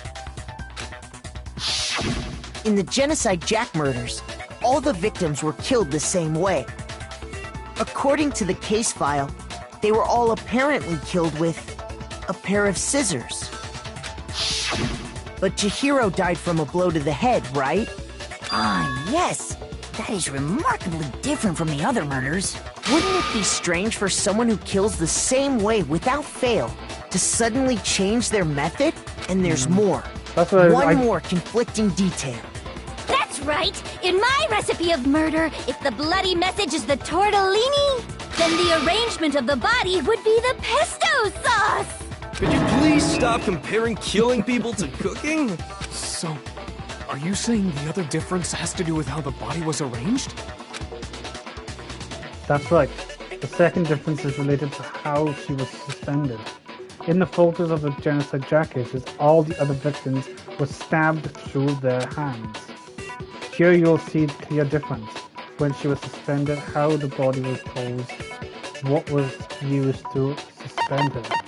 I got it! It was the lamp. Do you remember what the killer used to suspend her? They used some kind of rope to hang her up by her wrists. Because only Byakuya would have known how to suspend if Genocide Jack did that kind of stuff. What is your point? Because he would know about the book.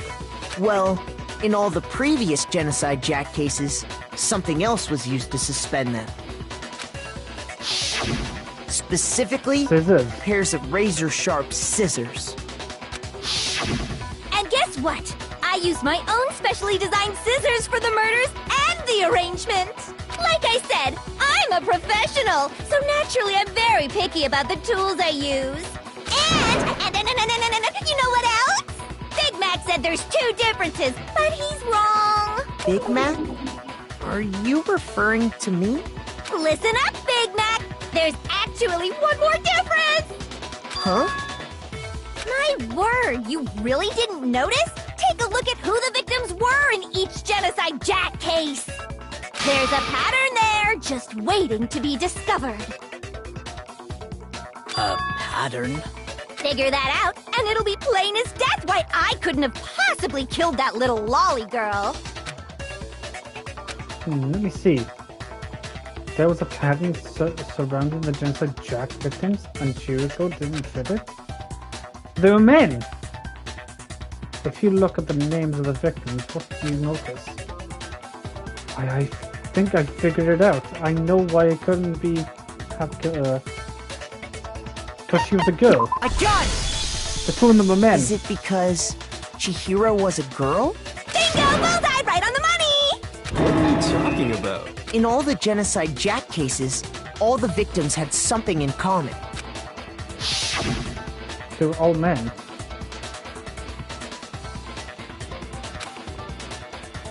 That was the name, Ichika. They were all guys? That's right! The people I kill with such passion and conviction are all adorable little men! Oh, shit. I can't believe I said it! I'm so embarrassed! The hell is wrong with you? I can't help it! I'm just a full-throttle boy-on-boy fangirl, and the mopey side of me just hates it. But now I'm on the fast track to becoming a full-fledged fan madam! So, since Chihiro was a girl and not an adorable little man, you wouldn't kill her? Would an Italian chef suddenly start making ramen just because they're both noodles? Don't be stupid. I have too much passion and conviction to cross that line. That's the absolute reality of the one and only. We get it. You've clearly explained your hobby and your philosophy. But it's a different matter entirely, when you're forced to kill in order to survive. Quiet, lowly cur! Lowly? That's 100% weird she is. I would never kill for a reason as petty as mere survival. And if by some fluke I did kill to survive, why would I bother with the message and arrangement? It'd make me the obvious suspect! That is true. That does make some amount of sense. Plus, whatever reason I have for killing, I would never leave out my prized scissors. Who would go out of their way to use a big, stupid, heavy dumbbell? Maybe you That's used the true, it was dumbbell a heavy because you dumbbell. couldn't find any scissors in the school. Any scissors? I don't just use any scissors. I only use my own set of high-class envy of the entire world scissors! Okay, whatever. There still aren't any in the school. Are you sure about that? Da-da-da-da! She's fully equipped! That's right! So I can kill anywhere, anytime! Why would I resort to dumbbells or rope when I have my trusty scissors by my side? Go ahead, tell me I'm wrong! You can't, can you, gutter dogs, all of you! Not to mention, I have no clue how to tie a good knot. So rope's totally out of the question anyway. I have no idea what's going on anymore. Could such a heinous villain really be innocent? But Could be, the body really was suspended, right? And nobody but the police knew about that. Yeah. That's why we figured it had to be the real deal and not some copycat It's gotta be killer or Byakuya. whatever. Actually, hold on. There is one more person. One person could have copied the Genocide Jack case.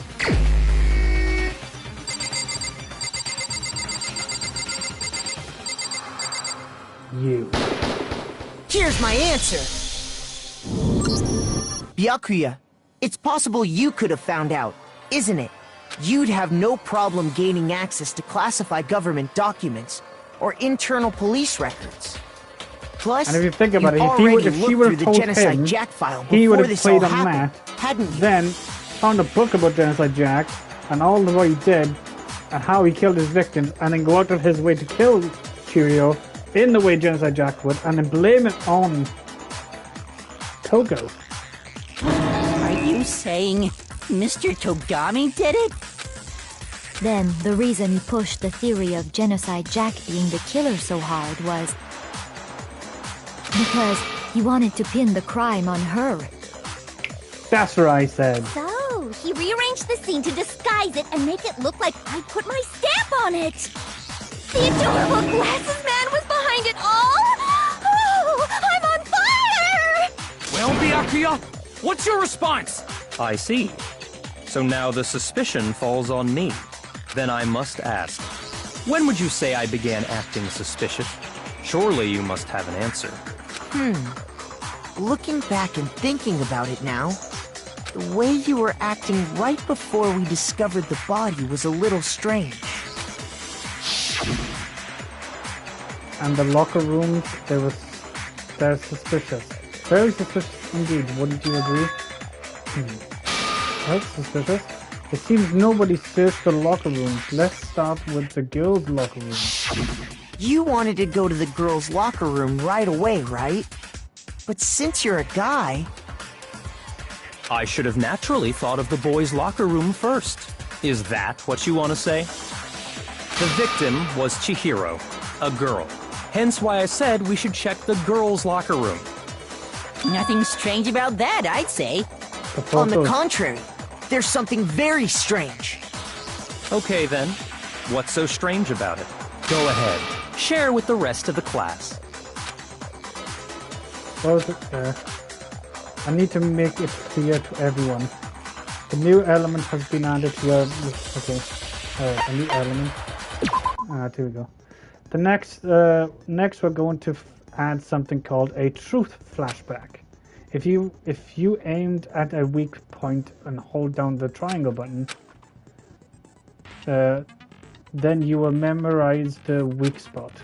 The memorized perhaps can only be shot once as a single truth bullet. If you shoot and change the truth bullet, it will disappear from the return through your truth collider.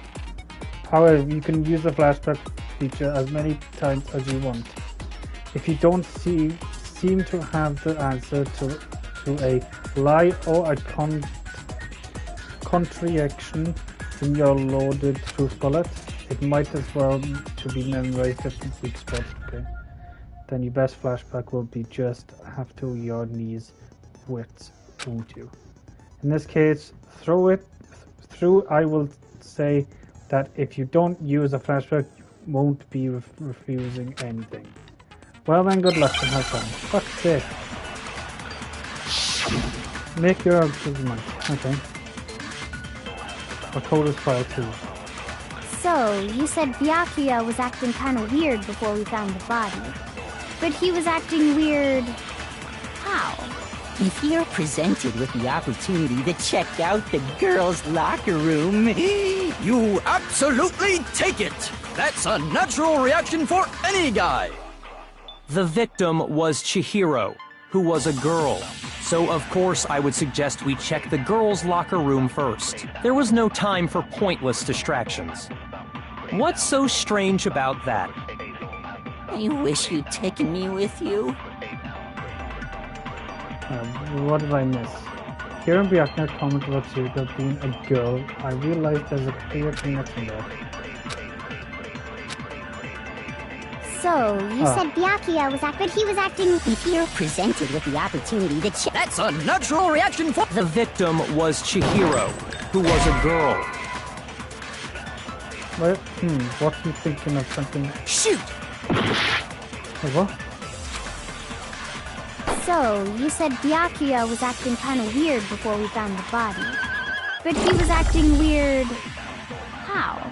If you're presented with the opportunity to check out the girls' locker room, That's a natural reaction! The victim was Chihiro, who was a girl. So of course I would suggest we check the girls' locker room first. There was no time for pointless What's so strange about that? I wish you'd taken me with you. Ah, right, I see how that works. Okay, I see how that works. Okay. So, you said Byakuya, but he was acting weird. If you're presented with the opportunity to check out... That's a natural reaction! The victim was Chihiro, who was... So of course I would suggest we check the girl... There was no time for pointless distractions. What's so strange about that? I wish you'd taken me with you. So do I keep this bullet now? So, you said Byakuya was acting kind of weird before we found the body. Those are the only 2 yellow... Shoot!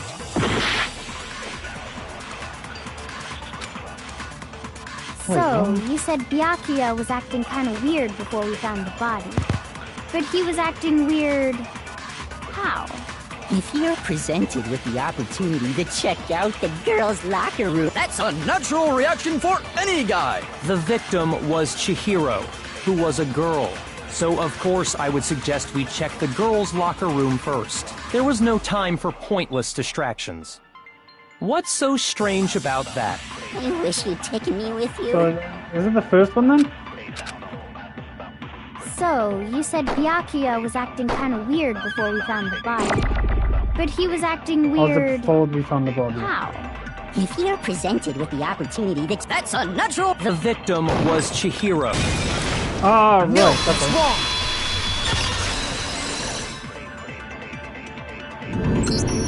I'll tell you what's so strange about that. Because up until we actually discovered the body, we couldn't have known who the victim was. Ah! So your claim that you went to the girls' locker room first because Chihiro was the victim doesn't hold up. I see. That's a good answer, I must admit. Interesting. Very interesting indeed. But your reasoning is still too weak. Huh? What's wrong? Is that it? Surely you've got more than that. Go ahead. Show us. What's with Byakuya's attitude? It's like he doesn't even care. I got him cornered, but he's acting like he has nothing to do with it. What's the matter? You're not finished already, are you? There must be more to it.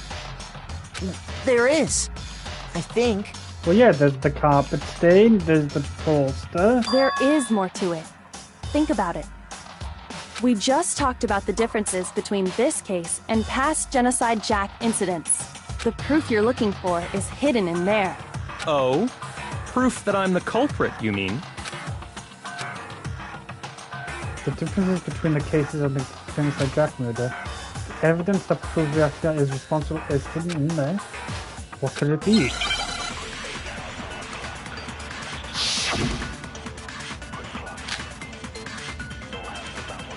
Library desk lamp, yes. What? The difference between the cases? You want me to explain it again? When I want to kill, I use my very own special scissors. And I use those same scissors to arrange the body. But Chihiro was suspended with... It was some kind of rope. Was it not? That's right! It absolutely was! Then there must be something very fishy indeed about that rope. Hey, Byakuya, where'd you get it from, huh? I'd never seen that rope before in my life. No! Obviously, somebody else must have had it hidden away somewhere. What? The difference? You want me to explain? When I want to kill, and I use those same... But Chihiro, it was some kind of... That's right! Then there must be something... Hey, Byakuya, where'd you get it? I'd never seen that rope before in my life. Wrong! No, that's wrong! It's a fucking desk lamp! I got you now, you fucking bitch. Actually, I'm pretty sure you have seen it before. Because, you see, that rope, or should I say, that extension cord? What? An extension cord? Byakuya, you've used the extension cord in the library more than once, haven't you? And the same extension cord that was in the library all this time went missing after the murder. And there's no way someone who uses that extension cord as much as you do wouldn't discover that fact. And Byakuya must be the one who took the extension cord. I can't imagine any other possibility. That's really what you think? Then your conclusion is something like this? I killed Chihiro in the girls' locker room, then hung her up and wrote that bloody message. I intentionally made it look like Genocide Jack was behind it. Is that about right?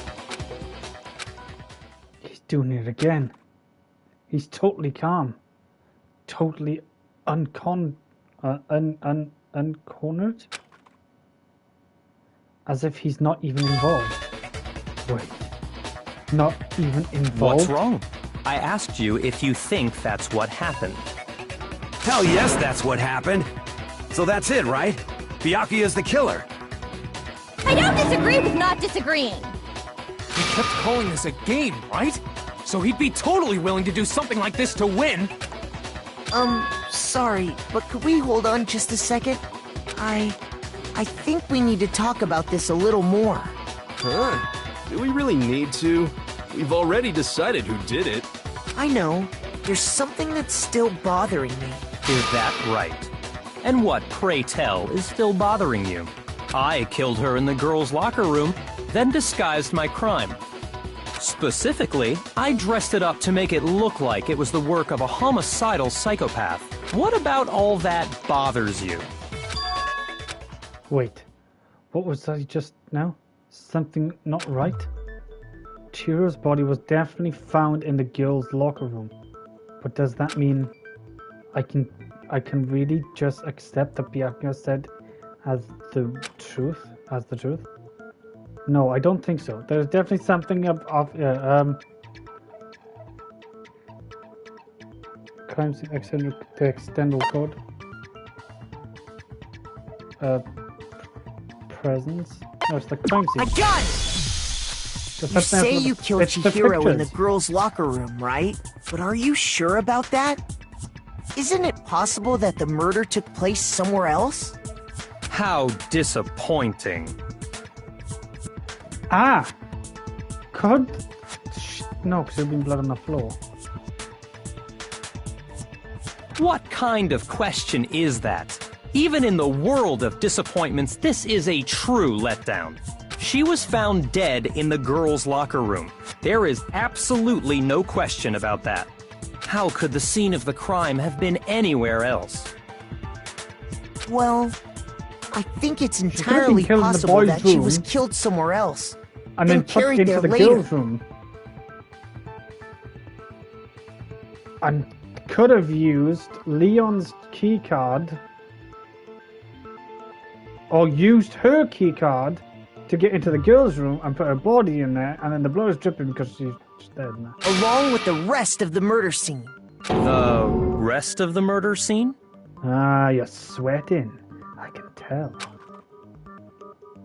What's the matter, Byakugan? That was awfully specific. Please tell me you have a reason for saying all of that. I believe I do. Hey, Byakugan, did I just take you off guard? Then the story suddenly moves to the crime scene. Byakugan, who has been so confident up until now. Maybe Byakugan never realized that the actual scene of the crime could have been somewhere else. Don't just move on without permission! What do you mean she was killed somewhere else? Come on, Makoto. If there's any chance the murder took place somewhere else, let's see the proof. Evidence to show that Where is it? I got it! The proof that she was killed somewhere else is the poster that's hanging in each locker room. Your proof is some posters? The poster in the girls' locker room was a picture of a big-boobed supermodel. But don't you think that's kind of strange? Why would the girls' locker room have a poster like that? I bet those massive jugs of hers were totally fake! Meanwhile, the boys' locker room had a poster of the super popular boy band Tornado. Tornado! Again, that doesn't really seem to belong in a boys' locker room. Oh fuck, it's been 2 hours. Fuck me. So you're saying that maybe the posters were switched? And there's one other thing I noticed about the locker rooms. You know what I'm talking about, right, Sakura? You're referring to my protein coffee, aren't you? Protein coffee? While I was in the girls' locker room earlier, I spilled some protein coffee on the carpet. But I noticed that after the murder, the stain had been totally scrubbed away. So he literally just swapped the rooms around.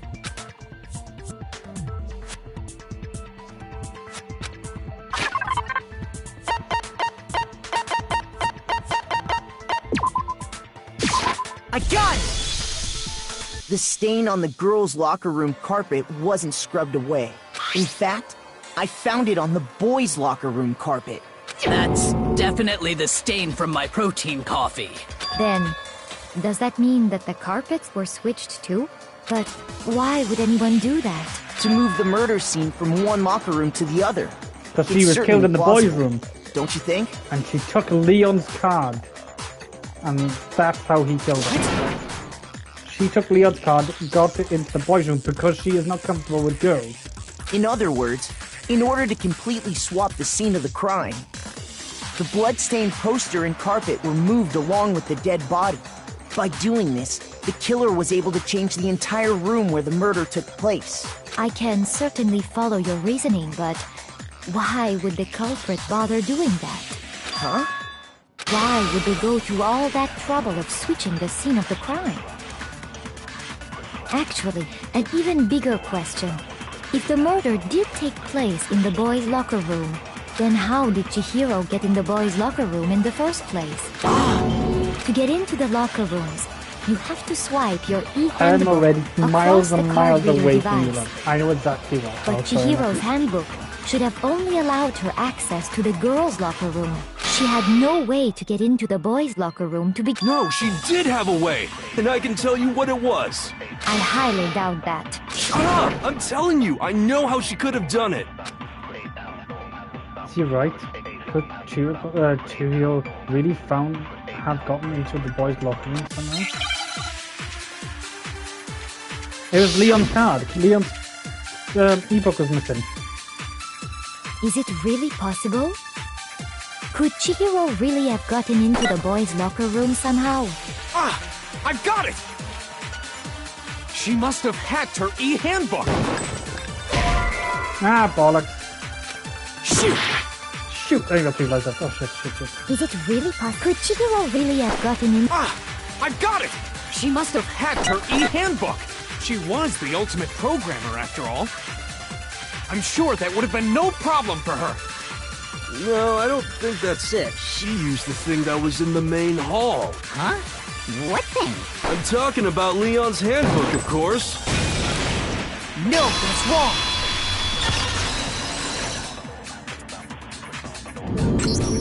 No, I don't think Chihiro used Leon's handbook. That's what I thought it was. Why not? Because Leon's handbook was broken. Oh, yeah! Oh. Well, then, yeah, I guess that'd be pretty impossible, huh? I am struck silent by how quickly you gave up. Yeah. Plus, isn't there a regulation against using someone else's handbook? Actually, the rule states that loaning your handbook is prohibited. It says nothing about borrowing one. In other words, you could borrow a dead person's handbook all you want, and you'd be safe. Yup. Hit the nail square on the noggin. Of course, if it were broken, that wouldn't make any sense anyway. So then, she must have hacked hers, like I said. She used her ultimate programmer skills and... Psst! You can't fix an e-handbook. The instant you open one up, a security buzzer starts blaring. So, if she didn't use Leon's handbook, and she didn't modify her own handbook... Maybe Mr. Naegi's initial assumption is just... wrong? It seems like there's no way she could have got into the boys' locker room. Okay then, I vote for Byakuya! Is that it then? Chihiro was killed in the girls' locker room, and Byakuya is the one who did it? Really? But still, I don't know what else I can do. Hold on a second. Nah, there's something else. I agree with you, though. I think you're on the right track. What the? You finally decide to open your mouth and that's what you've got to say? There's no way she could get in the boys' locker room, right? So... Why are you so sure she couldn't get in? There's still one other way she could have gained access. What? What are you talking about? What other way is there? Well, to explain that, why don't we take a little break from the trial? I'd like you all to come see something. Wait. Just what do you think you're doing? Don't worry. This'll make the whole trial more exciting. I'm sure that thought must please you. Huh? It'll make things more exciting? Well, all right then. I declare an official class trial recess. Huh? For real? Now then, what is it you want to show us? It better not be boring or I'll be very unhappy. Oh, I have no doubt it'll meet your lofty expectations. So, shall we go? So before I even knew what were happening, the class trial has been put on hold. We headed off to Kyoko in the lead, and where she took us was it the pool? The girls' locker room? We've already searched this place top to bottom! What are you trying to pull, Missy? I'd like you to examine the victim's body one more time. You want to check it again? Be sure to examine the entire body very carefully. Take your time. Examine her carefully? Like using our hand? No way! It's probably best if I don't run my hands all over a girl's dead body. It's not that I'm creeped out or anything, it's just... based on religious grounds, you know? Very well. I'll do it. But you're a girl. You shouldn't have to touch a dead body. Just let one of the boys do it. No, it's okay. I think Chihiro would rather have a girl examine her. So just leave this to me. Sakura. What is this? Some kind of secret girl-on-girl action? Is that what you two are about? That's not it at all. Stop screwing around. Okay, here I go. I'm sorry, Chihiro. Please excuse the intrusion. Putting her hands together in brief prayer, Sakura then begins quietly examine her body. Be sure to check her entire body, and I believe we will solve this particular Yeah, mystery. the book was missing. Her entire body? I know you say that, but... What? This is... What is this... What is it? Not possible. It's not possible. Sakura's eyes were strangely staring wildly at Chihiko's lifeless form. Her massive frame trembled. This girl is what? Is a boy!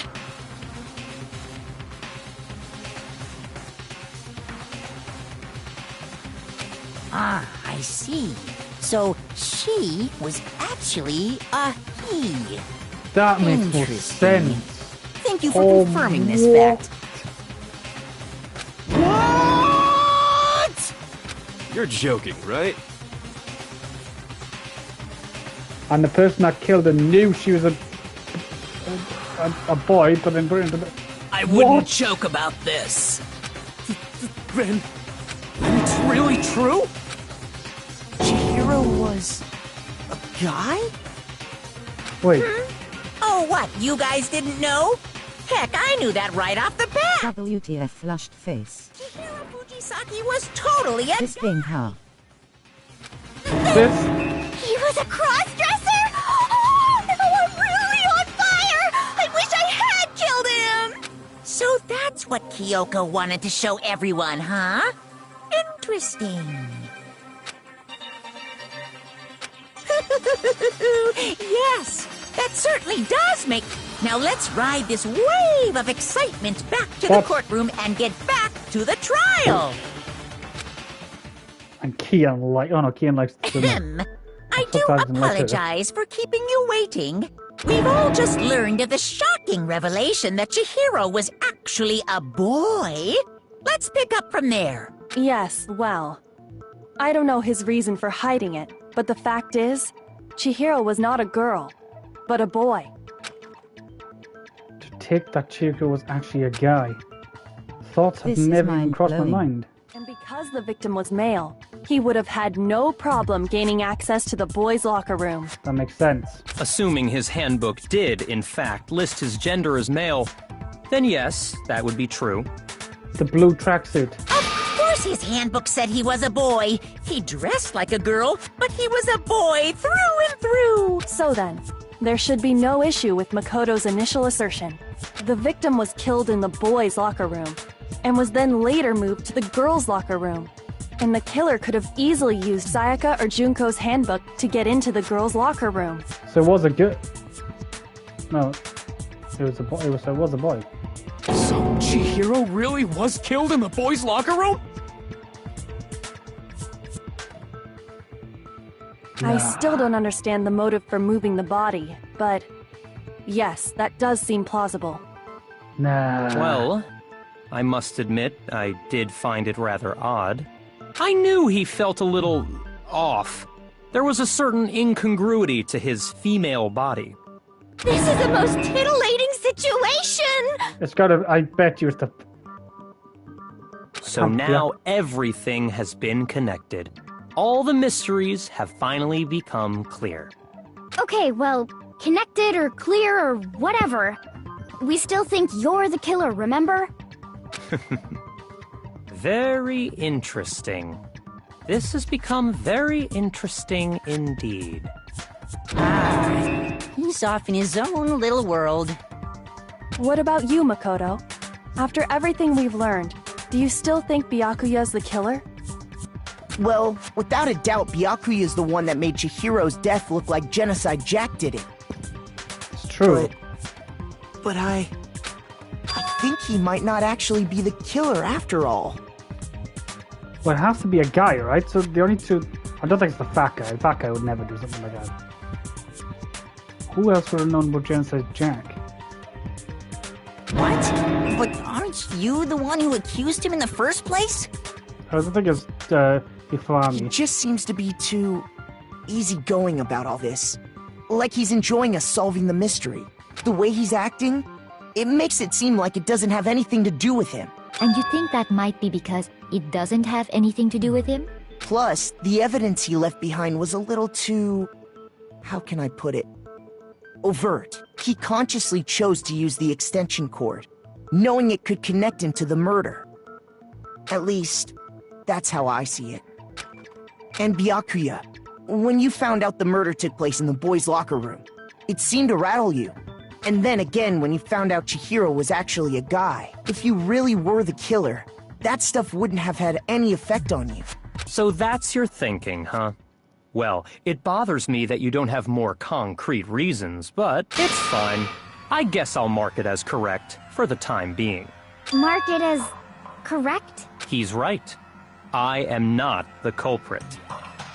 I just happened to come across the corpse in the girls' locker room and decided to alter it. But he's... Are you fucking with us right now? But he fucked around with the I am protein. not effing with you right now. I'm telling you the truth. Well, I find it very hard to believe. Go ahead. Find it very hard to believe. You're free to be executed along with the rest of us. If you're really telling the truth, then why?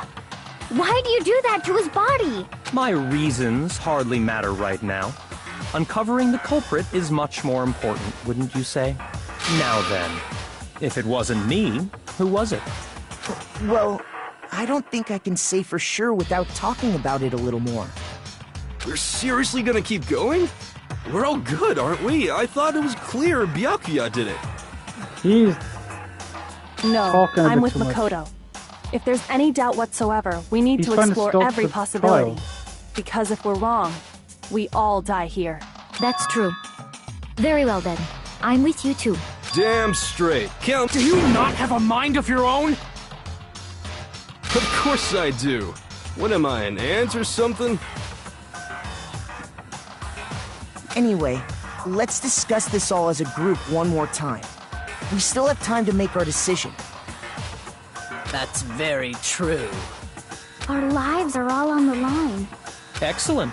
Then shall we resume our game of hide and seek? But if Byakuya didn't do it, then who's the real killer?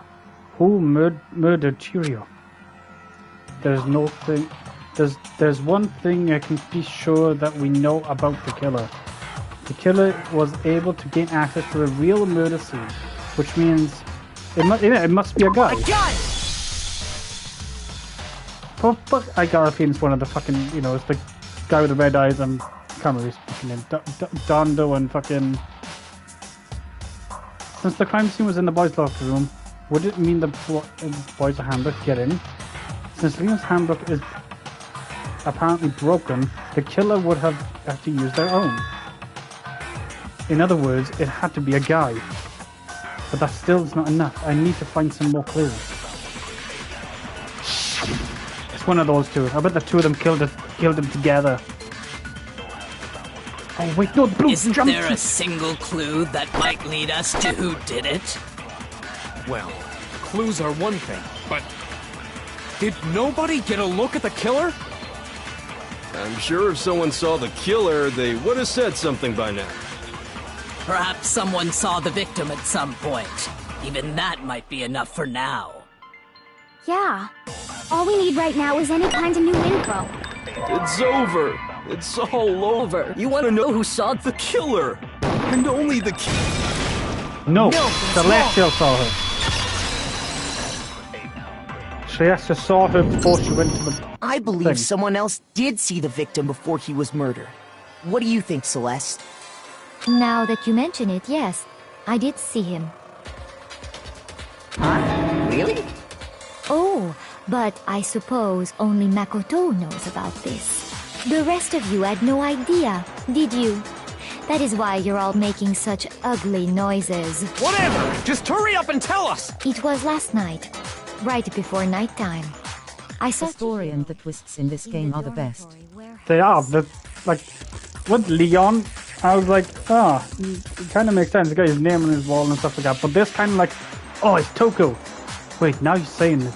That doesn't make sense. It's got to be him. No, it's got to be him. I saw him stuffing a track jacket into a duffel bag. A blue track. And then, I assume, he headed off to exercise. A track jacket and a duffel bag? But we didn't find anything like that at the murder scene. It seems likely that the culprit destroyed them to get rid of any evidence. Oh, shit. And that is when he said something that struck me as rather odd. Well, I'd better be going. I'm kind of in a hurry. Chihiro told me he was in a hurry. But why would he be in a hurry? Only if someone were waiting for him, I should think. It's not the night where those two were having that sauna thing, right? So, Mr. Fujisaki was on his way to meet with someone. Was it that night? And then they were going to work out together? But Hina and I had invited him to exercise with us plenty of times, and he always declined. No, it wasn't. Wait, was it? Probably because he was afraid you'd find out the secret he was hiding, right? Which means that conversely, he must have trusted whoever he was meeting with very much.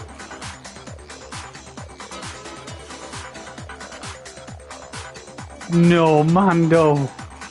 Enough so that he was willing to risk his secret. Mando. It all comes together. Oh, what a marvelous friendship! He promised as a man. The point is, whoever he met up with is the And culprit, he didn't right? know that he was so we a just man. gotta figure out who it was. But knowing what we know, I can't even guess. No. You already have what you need to make the connection. Huh? You know who the killer is. Mando. Seriously? Who is it? Who's the killer? Think back to the track jacket and duffel bag the killer disposed of. Focus on the details of these items, and it should become obvious who was waiting for him. Are you sure about that? You really think we can figure out who did it based on two pieces of evidence that we don't have? What? You want to track down some fingerprints or something? Even if we had the equipment for that, we wouldn't know how to use it. As was noted, the evidence is already gone. There's nothing to get fingerprints from. Maybe, but we can make certain inferences if we just take the time to talk it out. Easy for you to say, but fine. Celeste, did you notice anything special about the bag or jacket? The bag was just a normal duffel bag from the warehouse. All the bags in there are the same, so I can't imagine what would make that one special. Well, if I remember right, there was a decent variety of tracksuits to choose from. Do you think there might be some connection between the culprit and Chihiro's jacket? Perhaps. Let's explore that and talk a bit more about the jacket he took. Does Chihira's track jacket really hold the clue about the killer? Somehow it's really hard to believe. It was blue.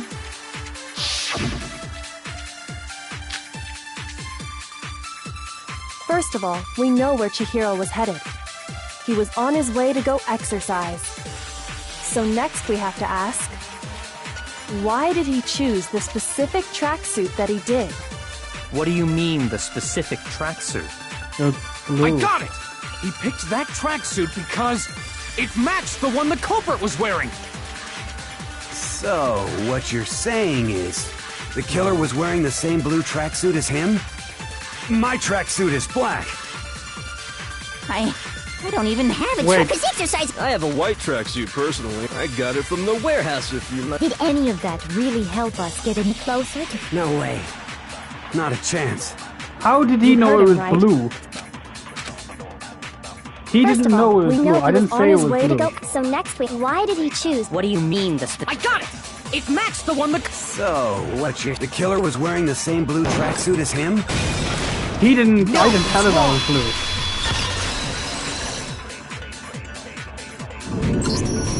Hold on a second, Fucking hell, Mando. What did you just say? Huh? What'd I say? When Celeste testified a few minutes ago, she said... I saw him stuffing a a jacket. Yeah. That's it. She never said anything about the jacket's color. So why did you say Chihiro's blue tracksuit? What are you? You just...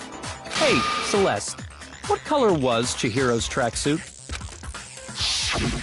As a matter of fact, it was blue. Blue? And before we began the trial, did you tell anyone I that? liked Mando as The well. only one I told about any of this was you. Then, Mondo, how did you know what color Chihiro's tracksuit was? Because I'm sure he saw the clothes at some point in the investigation. No, that can't be it. No one found the clothes. The bag and clothes were surely disposed of by the time we began our investigation. Then the only reason he could have known what color the tracksuit was is if he saw Cherry with it before he died! That's the only possibility! Cherry? Are you talking about Chihiro? So, how about it? Did you see the tracksuit or didn't you? Just by chance. I just happened to see it last night. He walked past me, and he was carrying the tracksuit in his hands. No, that can't be it either. According to Celeste's testimony, he stuffed it into the bag and in a hurry. He stuffed it in his bag. When Celeste noticed it, Chihiro made a point of making sure the jacket was completely in the bag. If you just ran into him briefly, you couldn't possibly have seen what color the tracksuit was. Yeah. It would appear you've dug your own grave. Perhaps. But you handed him the shovel, didn't you? That's why you said what you did. Focus on the tracksuit and it'll be obvious who he met with? What a bunch of nonsense. Ah, now I understand. It was all one big bluff, wasn't it? Your true intention was to draw a slip of the tongue from the culprit. That's why you said you knew who did it. To put them on edge. That's right. However, Mondo was my target all along. I had my suspicions about him from the very beginning. But why? What made you so suspicious? That's a good question. The way he talked, the way he was acting, or because I hate him. Maybe you didn't notice it, Mondo, but you tend to refer to men and women differently. You only call guys dude. For girls, it's chick.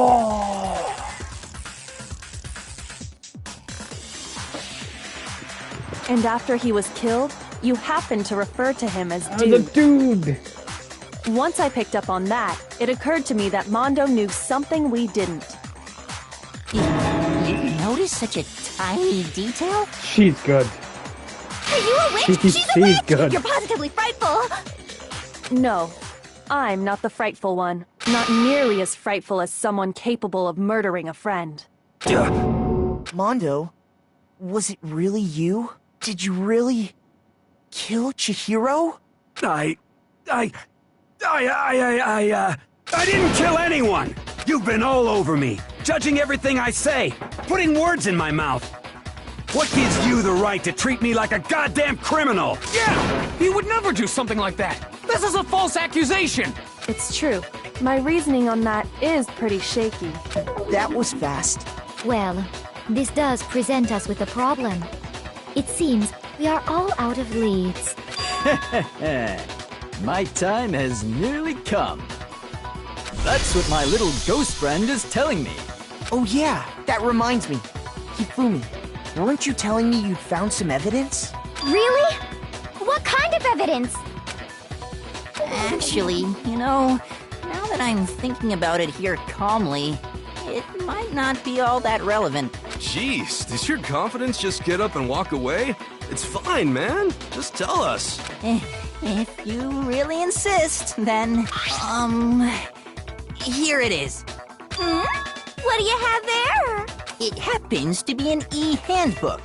I found it laying on the ground, so I scooped it up. You found it on the ground, right? Then it must belong to... I got it! Yeah, because it was missing. We know Chihiro's handbook was missing from the scene of the crime, right? For a fact. For a fact indeed. I was totally sure I'd found it. Then it must hold some clue about the culprit, right? Well, that's what I was hoping.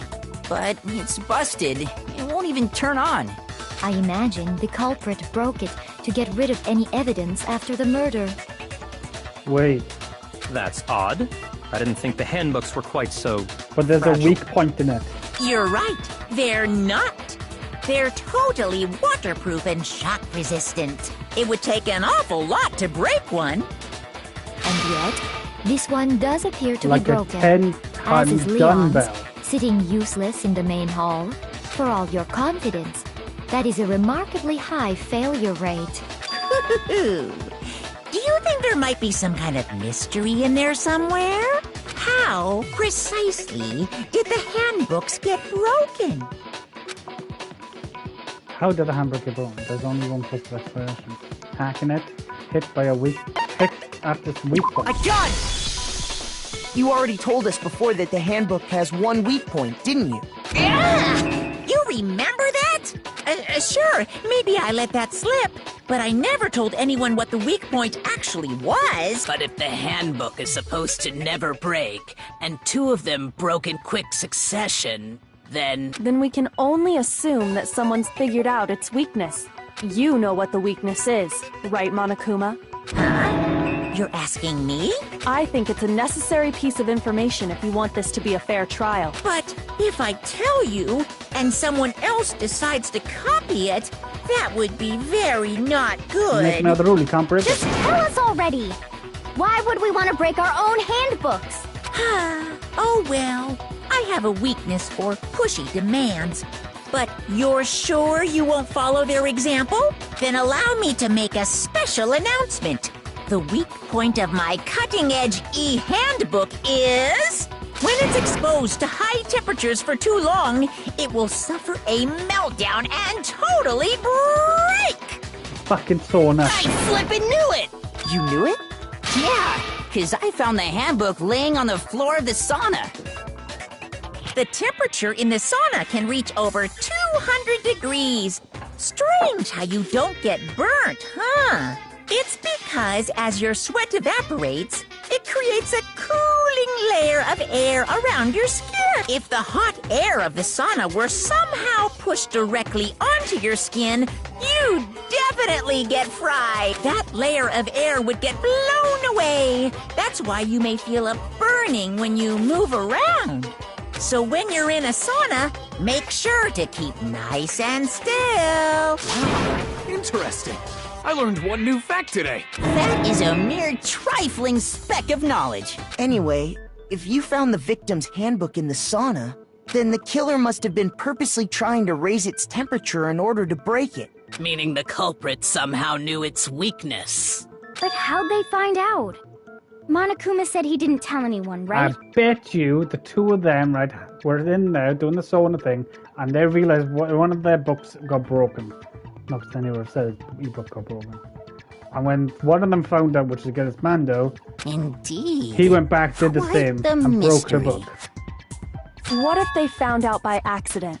What do you mean by accident? What if the killer took their own handbook into the sauna, not knowing its weakness, and it broke?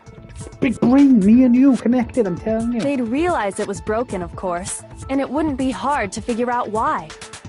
And once they had Chihiro's handbook, they knew they had an easy way to dispose of it. I won't say it's not possible, but who would have done something like that? I don't know of anyone who took their handbook into the sauna. I might know someone who did. Whoa! Seriously? I think the one who may have taken their handbook into the sauna was...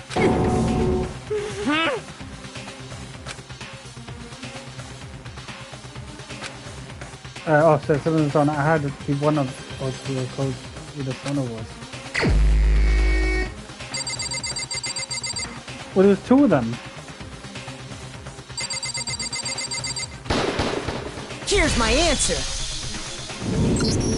Mondo, your handbook got broken in the sauna, didn't it? What? Why? Why do you keep accusing him? Mondo and Taka had an endurance contest in the sauna not too long ago, remember? And for the contest, Mondo just so happened to keep his school No uniform clothes on. But little did he realize, he'd also left his handbook in one of his uniform pockets. And when it was all over, Mondo discovered that taking your handbook into the sauna could easily destroy it. No, wait, hold on. You've got it all wrong. He would never kill. I don't accept this. Show me the proof. The actual solid proof. I mean, I don't want to believe it, but I found something proves it beyond a shadow of a doubt. Look what.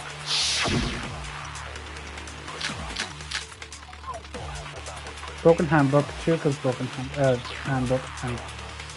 Okay. Let's test Makoto's assertion. If what he says is correct, then Mondo, you broke your own handbook.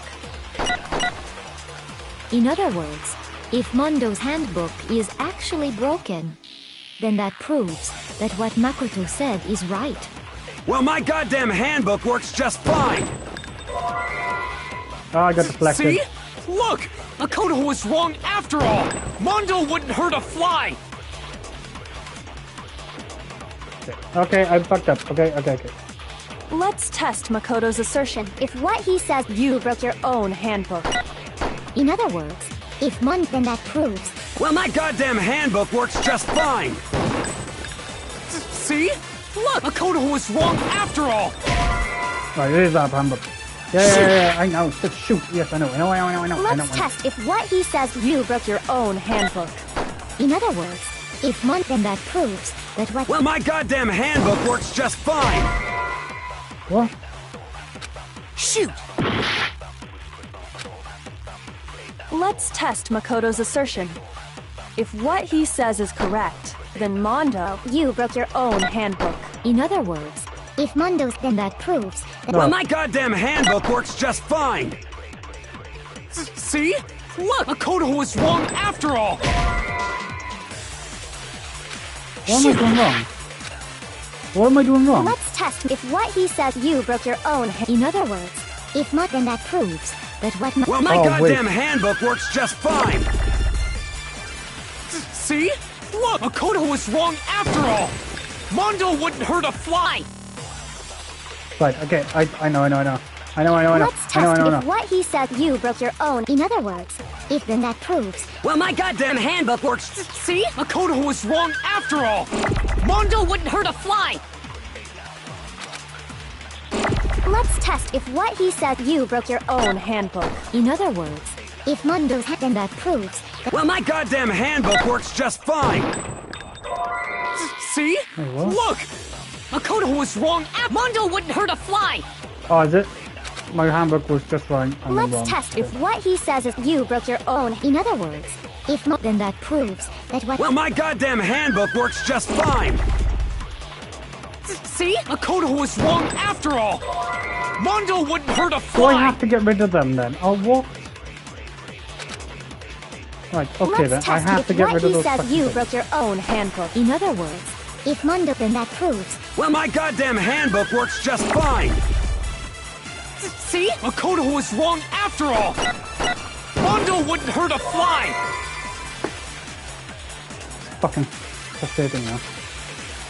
Let's test Makoto's assertion. If what he says is you broke your own handbook. In other words, if Mondo then that proves that... Well, my goddamn handbook works just fine! See? Look! Makoto was wrong after all! Oh, I'm dead. Shoot! Wait. Let's test Makoto's assertion. If what he says is correct, then Mondo, you broke your own... In other words, if then that proves... I've got to press L1. Well, my goddamn handbook works just fine! No, I forgot to press L1. Jesus Christ. Copy wrong. Mondo, the handbook you have right now, is it really yours? The fuck is that supposed to mean? The broken handbook that was in the main hall, isn't that one actually yours? What the heck are you talking about? What I mean is, I think Mondo swapped his handbook out for one that actually works. I think he took Leon's handbook and replaced it with his own. Oh, that makes sense. After all, Monokuma said himself that Leon's handbook never should have broken. That's right! The punishment it suffered wasn't nearly enough to destroy it. That makes sense. So then, the broken handbook in the main hall is actually Mondo's, which would mean that the handbook Mondo has right now is actually Leon's. But doesn't that violate the school regulation that says loaning out your handbook is He prohibited? didn't loan. Well, here's how I look at it. There is a rule about loaning your handbook to another student, but if they're dead, they're not a student. It's kind of a gray area, I admit. But no worries. If anything, it just makes things more interesting. As such, I decree that exchanging handbooks with a corpse is not a violation of the rule. Well, Mondo, if I'm wrong about this, you're welcome to say so. I'm happy to admit I made a mistake, but... Son of a bitch! What's wrong, bro? Come on! Tell him he's wrong! You are wrong! You have to be wrong! Everything you just said is wrong! You made it all up! Okay, then why don't we look back on this case one more time, from the beginning? That way, everything will become clear, and we'll all see if I was right or wrong. Try to put like... Oh, closing. There we go. Right, okay. I like this bit. Okay. So this goes here. For sure. So she goes there, goes into the boys' locker room to get in. And then waiting for her.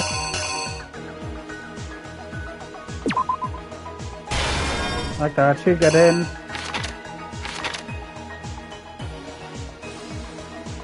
She'll go in.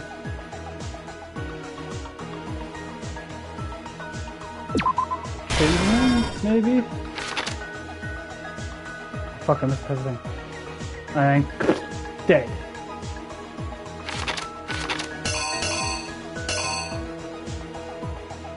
Oh, wait. That will go there.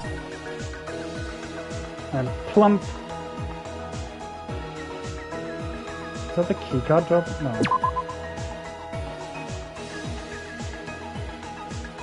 No, that's not there.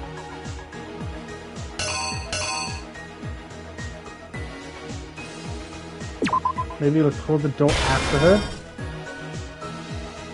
And then realize that she's dead. Rolls up the carpet.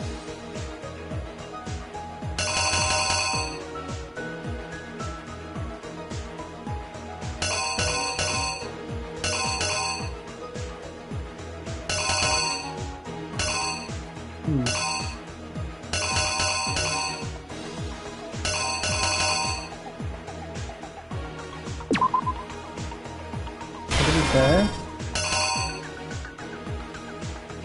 Picks her up.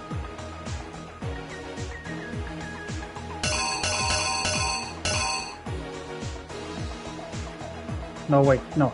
That will go here. And then... Oh, fuck this ball. Fuck no.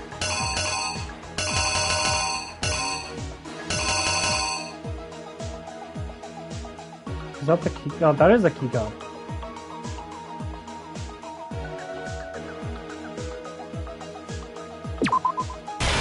Could it be that? Picks up the key card.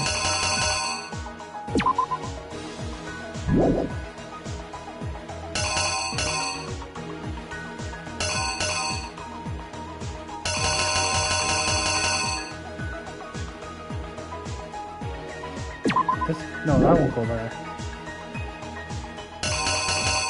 Would it be this? And then he comes into the picture then.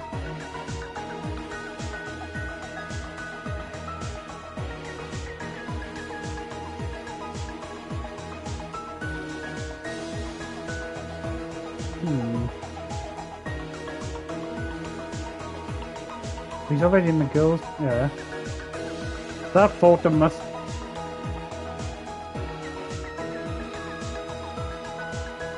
He must put a photo somewhere. would it not be this and be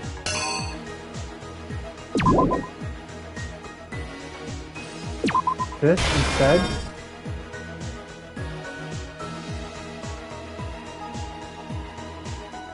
And then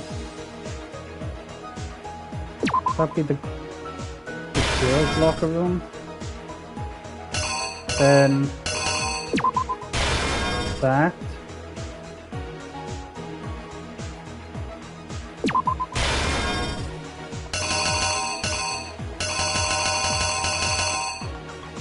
No, wait. Do that. Then that.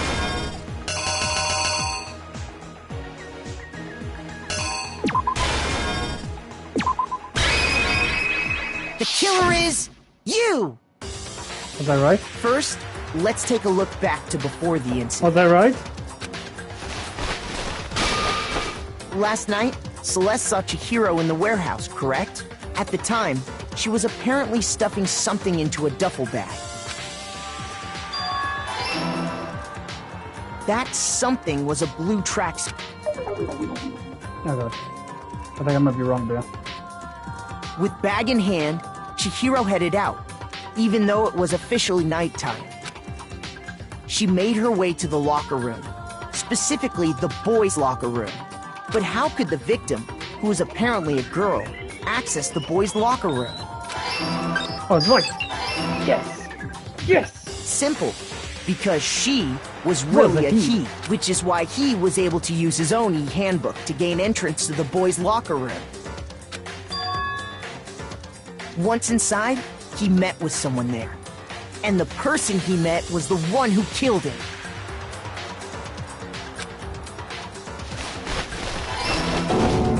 It seems likely that the killer grabbed the nearby dumbbell, approached the unsuspecting Chihiro, and attacked him. Ah, it's the fucking dumbbell! Okay. Oh, fuck. I gotta do it again, I had 1 life left. I thought I did that perfectly. There's the fucking dumbbell. Yes. I refuse to give up yet! Come on! The dumbbell has to go there, right? Okay, I gotta remember everything now. Bloody hell. Right, so... tracksuit. She went in, used the card. Oh, fucking son of a bitch.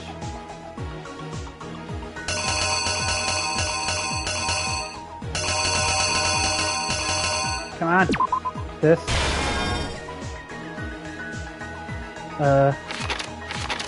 Fuck, I pressed wrong buttons all the time.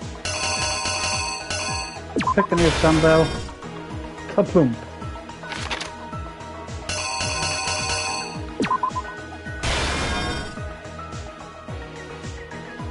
And then that went to the floor.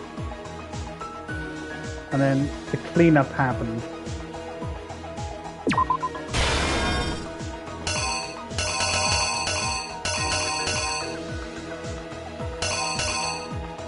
That would have dropped out.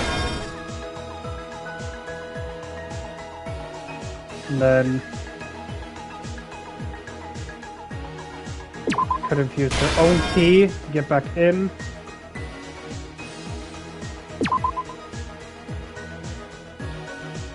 No, wait. Could it be this? Then... no, she's already suspended there. So I don't think it is actually that. I think he's done that.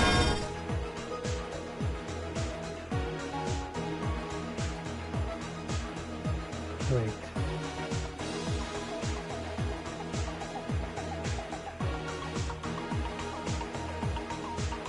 Unless it's this. There's no red things on the floor there. And that's all done. He opens the door.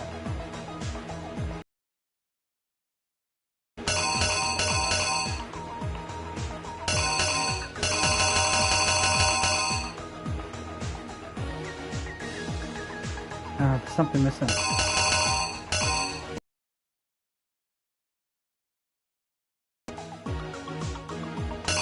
I've done something wrong here.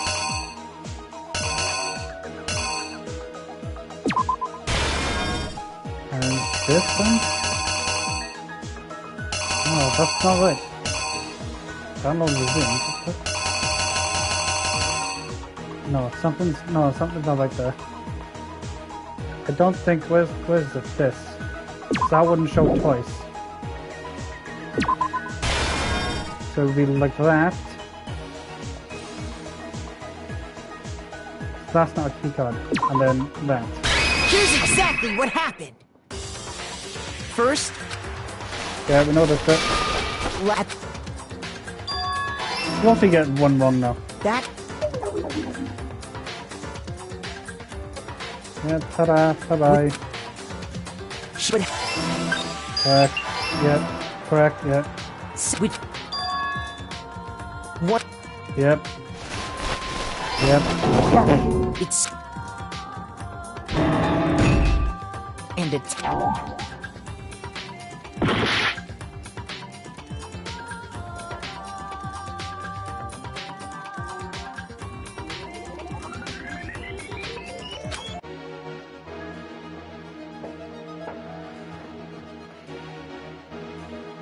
Oh, wait. Was it actually this? Poster. Yeah, now I'm thinking about it. The poster would have, the blood would have been splattered on the poster. Oh. Where's it gone? Killed her, then seen her body, blood being on the poster. Takes the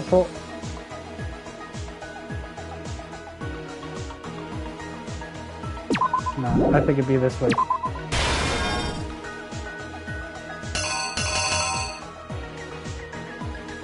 What is that?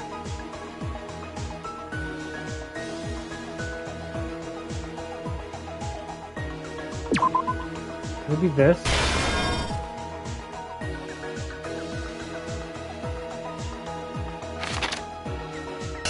Then what could be good?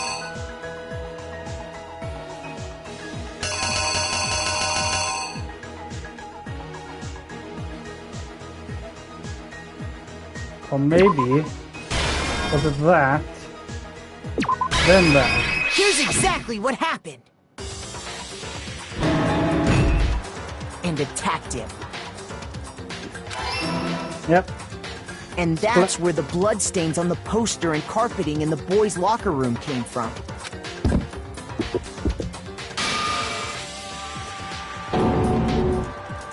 It was likely in the heat of the moment.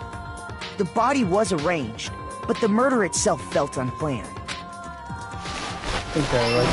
Yes. Which is why the killer hurried to try and hide the act. Then, removing the bloody poster...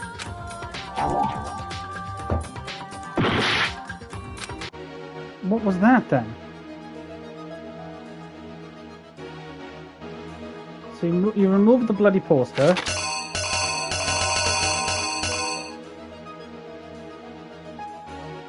He picked her up.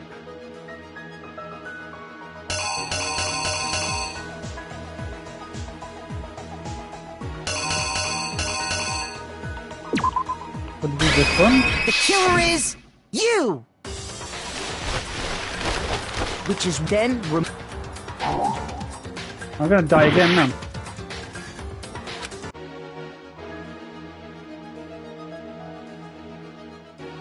No, it's one of these back here then. Was it that one?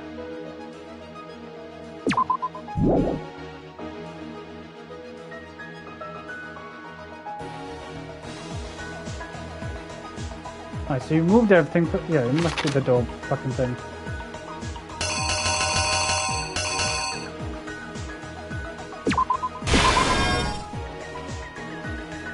But what can be at the end?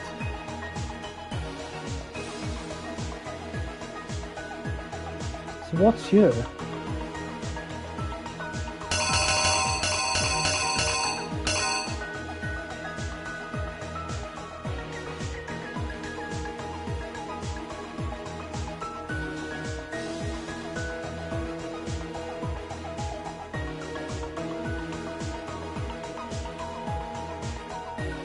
Come on, Sean, figure it out. Would the cable one go before she's hung up to say that's how they placed her? Yeah, that's what I did with that, innit? Because then he used the cable to and then hang her, then go. Wait, so like this? Give me that gets close. Like that.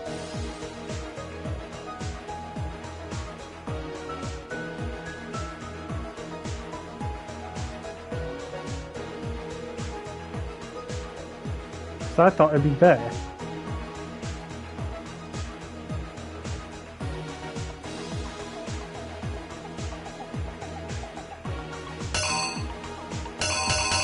And I thought the door will go there.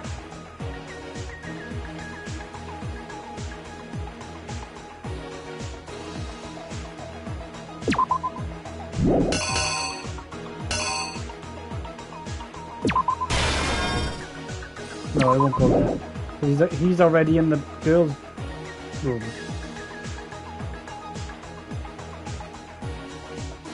No, you're right with your one. Didn't notice that was rope. Yeah, need your help rolling on the floor laughing. Yeah, this is... I think it's just this here. Like, that's right. So he picked it up. Is that opening the door or closing the door? So I think this was here. He picks it up. Stuck, sorry. Just be here. Only be here, I think.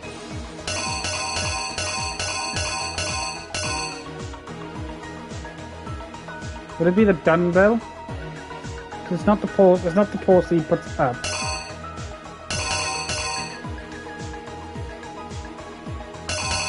The door. The door. And then what's be here then? Tied up. Is this?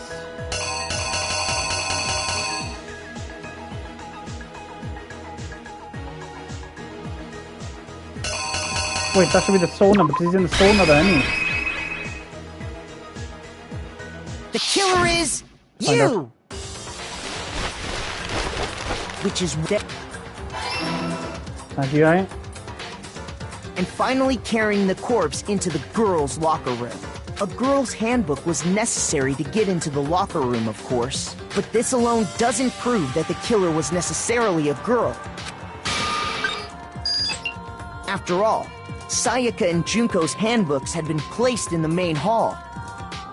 Using one of those, a boy could get into the girls' locker room without much problem.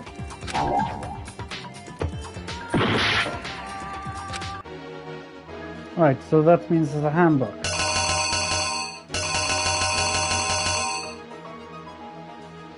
Be good if they give them fucking names to this pissing thing.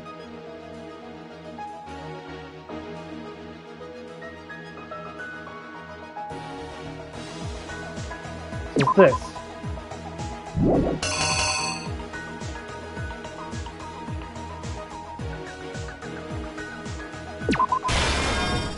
And then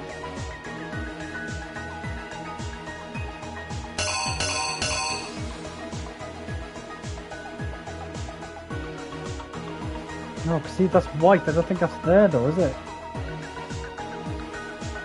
Would it? Would this be here like that?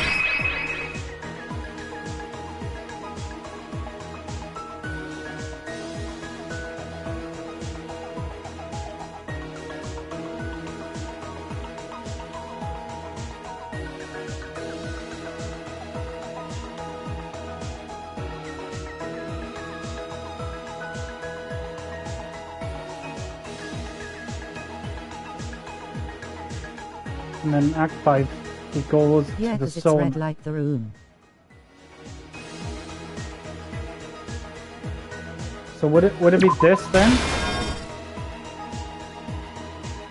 So then he opens it, or was I right the first time? With that. Is that the sauna room? That's not a sauna, is it? It might actually be.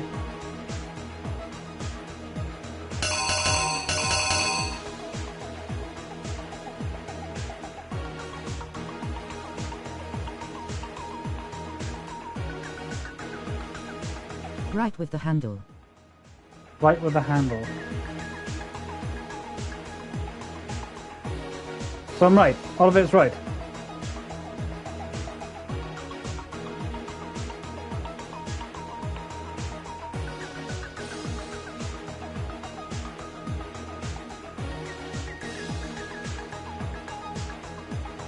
Think so. The killer is Find you! out. It's been a long fucking stream. I After do all, apologize. Sayaka and Junko's What the hell is handbooks have been placed in the main hall. Using one of those, a boy could get into the group. It's not that one. I'm dead.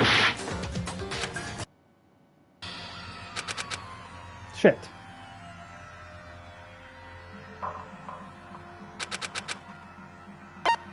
I refuse to give up yet! What the fuck could that be then?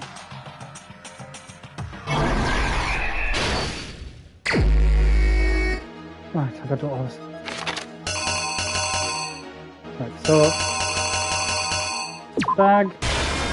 Oh wait, that one is the door handle, and the last one is the sauna looking room.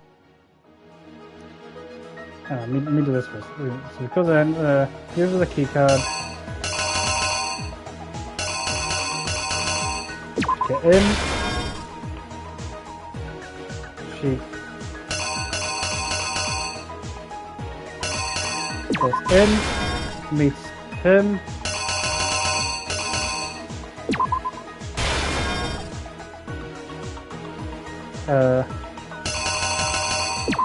Poster.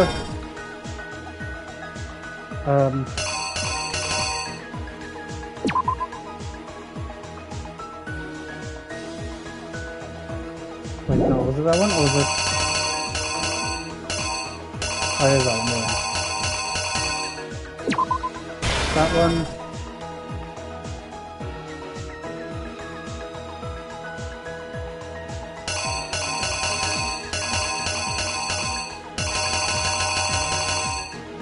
Fuck, was that the door? Door. Door, yeah. So this one, use the key card, use the key card to get in. And it's not that one.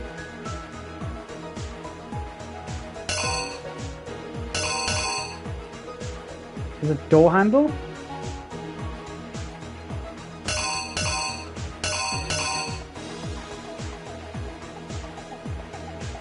Or is it dumbbell?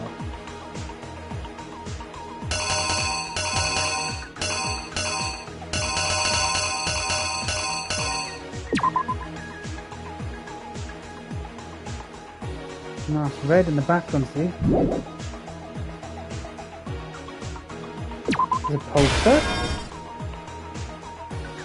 It goes in there, does everything, sorts the posters out. I Then... would guess door handle.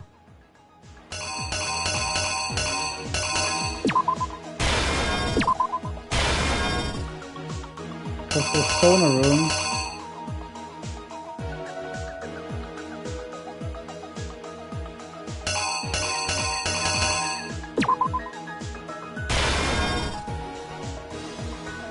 That doesn't look like an e-book, see? That looks like a letter.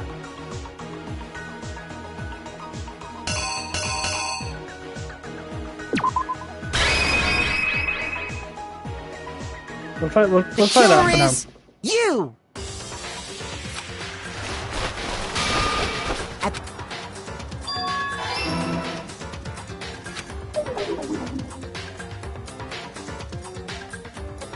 No sauna room. No, sauna room. Oh shit.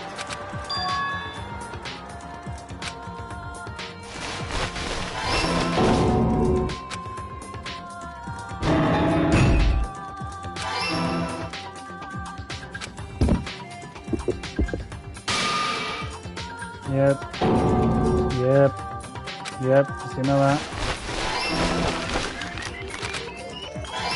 So...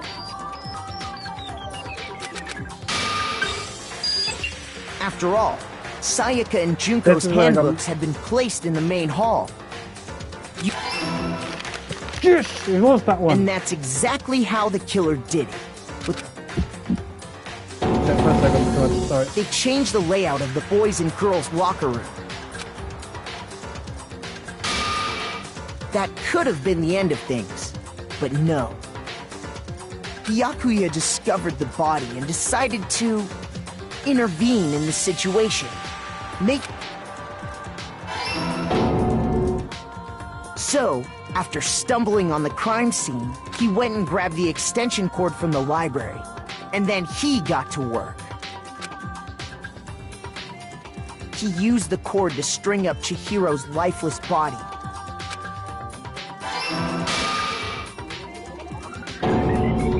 Then, using the victim's own blood, he left a grisly message there at the scene of the crime.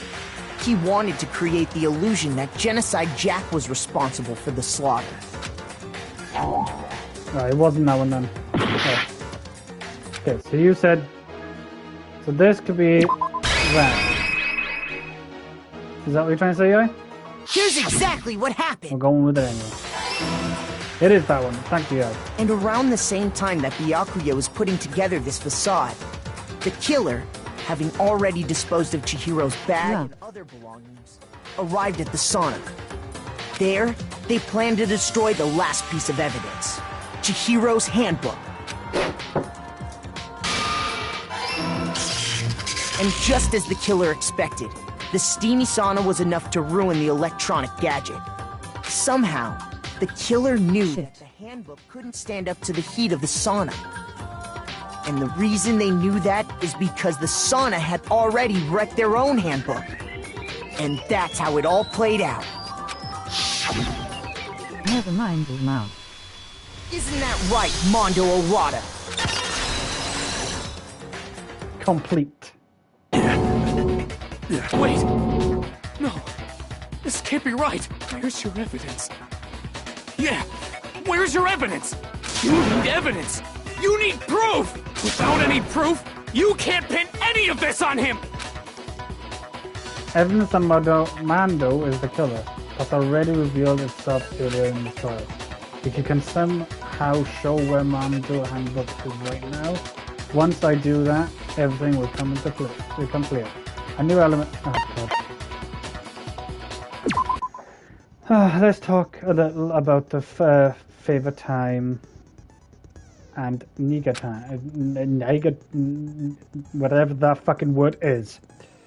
During the bullet time battle, if you press the right, the R1, favorite time will activate and the tempo will be forced to its max. At this point, even if you push the button at a random, you won't miss. So you can push X triangle. However, if you want to destroy the opponent's verbal assault, press but the only last until the full screen is resolved. Okay, so that's up in time.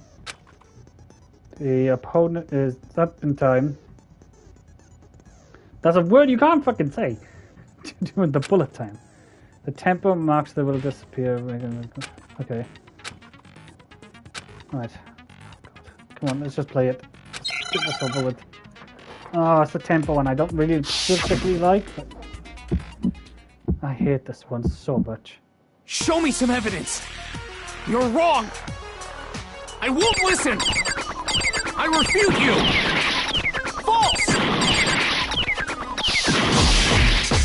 Show me some evidence! I won't listen! False! I refuse to vote! Shut up. Show me some evidence! You're wrong! I won't listen! I refute you! False! Show me some evidence! I won't listen! False! You're corrupt! I refuse to vote. I refute you. False. You're corrupt. Show me some evidence. I won't listen. Show me some evidence.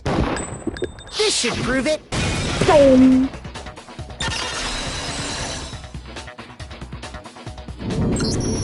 If my thinking so far is right, Mondo must have replaced his broken handbook with Leon's. In which case, we can just check each of our handbooks right now. Once we do that, we'll... We don't gotta do that. Huh? Yeah. I did it. I killed him. I liked him as well. Results.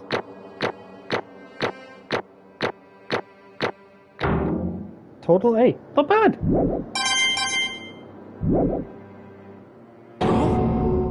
Bro, what are you saying? I got no choice, man. After hearing all that, I gotta just... give up. Go ahead, Monokuma. Get it over with. Ask for the goddamn verdict. Roger that! Wait! Hold on! No waiting! No holding on! Time for the moment we've all been waiting for! Grab your lever and give it a yank! Who will you elect as the Blackened this time around? Will you make the right choice or the dreadfully wrong one? What's it gonna be? What's it gonna be?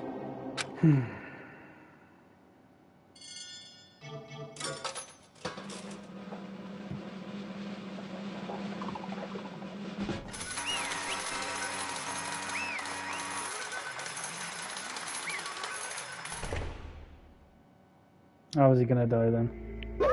What? Oh, I gotta talk? Great. Oh, it's this time it looks like you got it right again. Yes, it did so. The Blackened that killed Tirigo Fukakaki was Mando Uhada. In case you're wondering, the votes are not unanimous. Kayokataka chose the wrong answer. You're treading very close to the danger zone, Mr. Ishiwari. You need to be more careful. I refuse to believe it. There's no way you would have killed someone. Sorry. What is this? Why are you apologizing? Why? Why did you do it? Now then. Well, it looks like Mando's taken a vow of silence, so allow me to explain on his behalf. Actually, the story of the murder this time is a sad story of two men. Oh, but for anyone who doesn't really want to hear it, you can hit the circle button to fast forward it to a text. Anyway, there was once a young boy, and his name was Chirigo Fukaki. We don't need to hear it. We don't need to hear it. We don't need to hear it. Oh, wait, maybe we did need to hear it.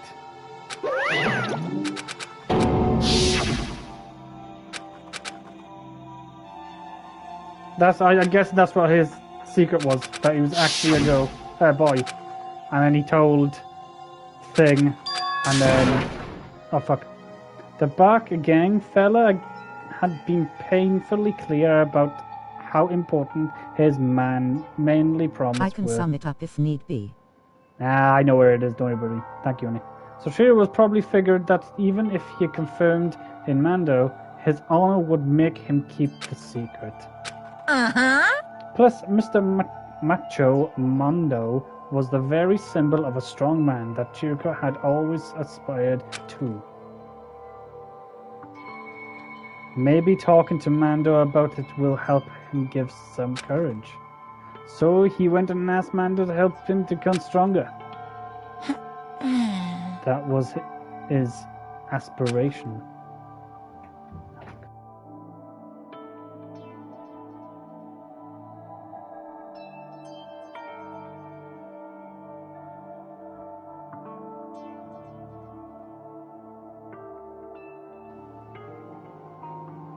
And he thought it was only the Mando support would he ever be able to come close to that. Correct.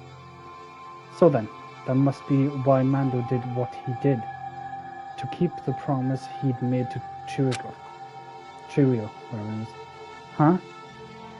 Did he... What did he do? Did what he did?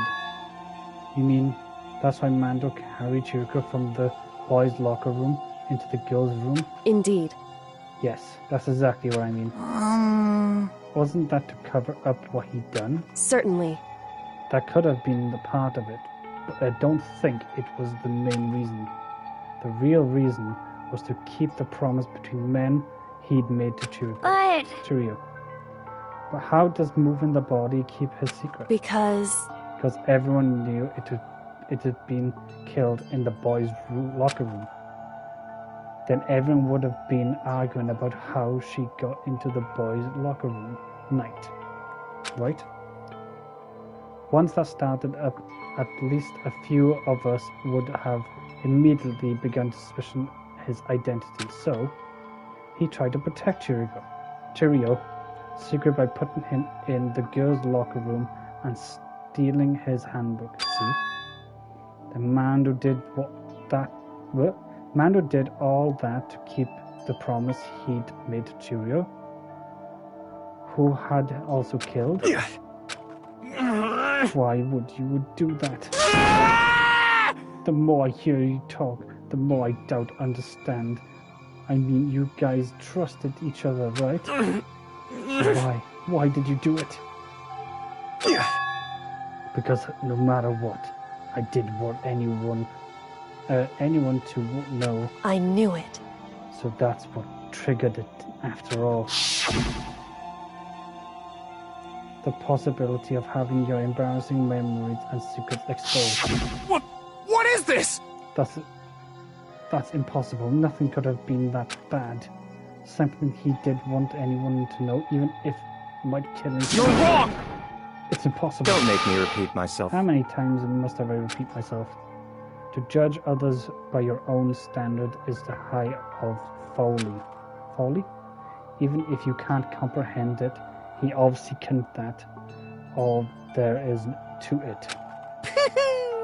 Well, while we're on the subject, why don't you tell you the embarrassing memory, that secret he didn't want anyone to know? Hey, You know that Mando did? He killed his own...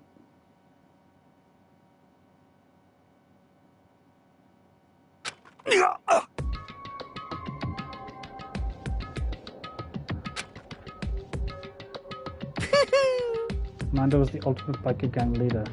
He makes all the hoodlums of the riff-raff across the country tremble. But the only reason he had the chance to join the gang in the first place was because of a certain someone. Mando's older brother's name was Diana Ohama. Dihara Ohama? Mando had nothing but respect for him. It's because of Diana and that Mando ever got on a motorcycle. Mando's brother was his only family growing up. He was the only Mando could trust or respect. He wanted to measure up to his big brother, so he immediate him to every... He did. I can't read. Mando was the optimum of his starry-eyed kid brother. Meanwhile, can't say that word, Crittison, the older brother, had put together a local motorcycle gang. And before anyone knew it, it had grown into a bigger biker gang in the country. Diana, the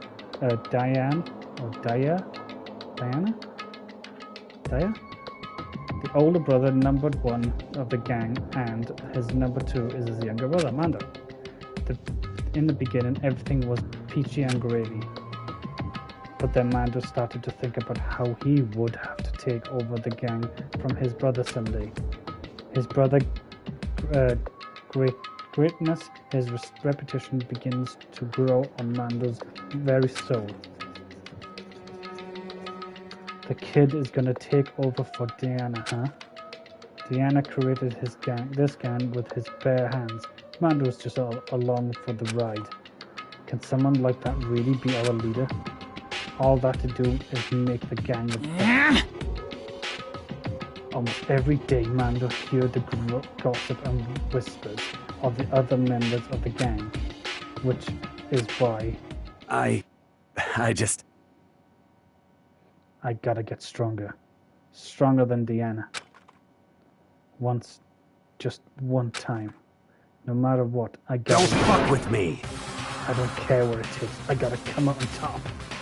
And the night of the Amazing Brothers retirement seminary, Mando challenged him to a street race. But during the race, tragedy struck. The kid's brother pushed ahead with reckless and abandoned edge of victory and dashed into oncoming traffic.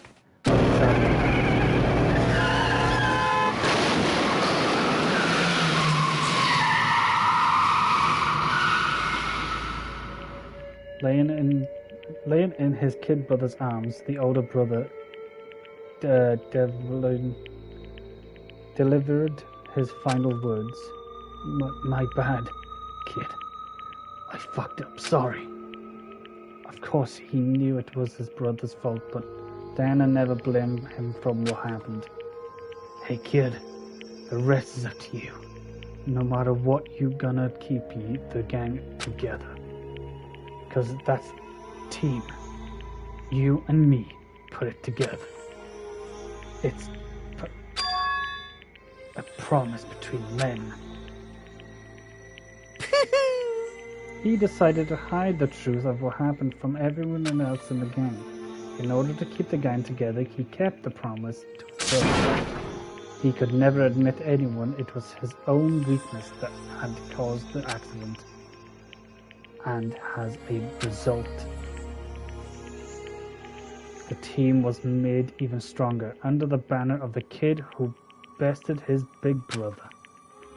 Diana was gonna lose to his big kid brother, so he got stupid and got himself killed. That became the explanation for what happened to Mando's lie became the truth. He wanted to lead the team so bad he was willing to tell all kinds of lies about his brother. I'm strong. Strong. Yet.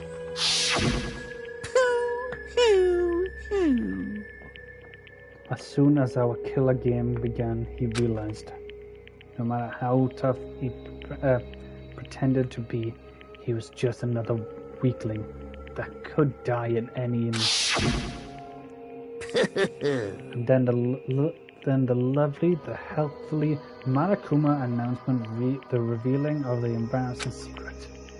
At the point it was clear, I would have no problem shedding light on his secret. Mando killed his own brother. No matter what, I couldn't let the other gang members find out. If that happened, everything would have been ruined. Everything me and my brother had worked to, created, would have been destroyed. His death, all the guilt I've been carrying around, it all would have been for nothing. So that's why that's why I Mando, after I saw that Monokuma I had on me, my head filled with all kinds of fuzzy uneasing and just started swirling around. I'd never felt anything like that before. I didn't know what to do about it. I wasn't sure what to think, so... But after I willing to fuzzy uneasing, I turned itself into a rock-hard lamp of anxiety. lump of anxiety. Way down in my stomach. And it was right around then. Chihiro asked me to start working out with him. And right there, he told me a secret. Seriously? Jesus. I'm sorry. Yeah, I'm sorry I lied to you. But why? Why now? Why would you telling me this after all of a sudden? Huh? Because, I mean, you kept that secret all this time, right? If you found out, you would... But... Would you? You're not right, but... I want to change. I want to change. I've wrapped myself in lies. I'm weak. I want to destroy that visions of myself, of me forever. His words were like a knife in my gut. I felt like his exposing the lie I'd been living myself. I have to change. I don't want to be weak anymore. You're so strong. I can't hurt you, right? Whatever secret Monokuma might tell us. You piece of... So what? You seriously I should just say... What? You're saying I really am? I should just be able to tell everyone my secret? Huh?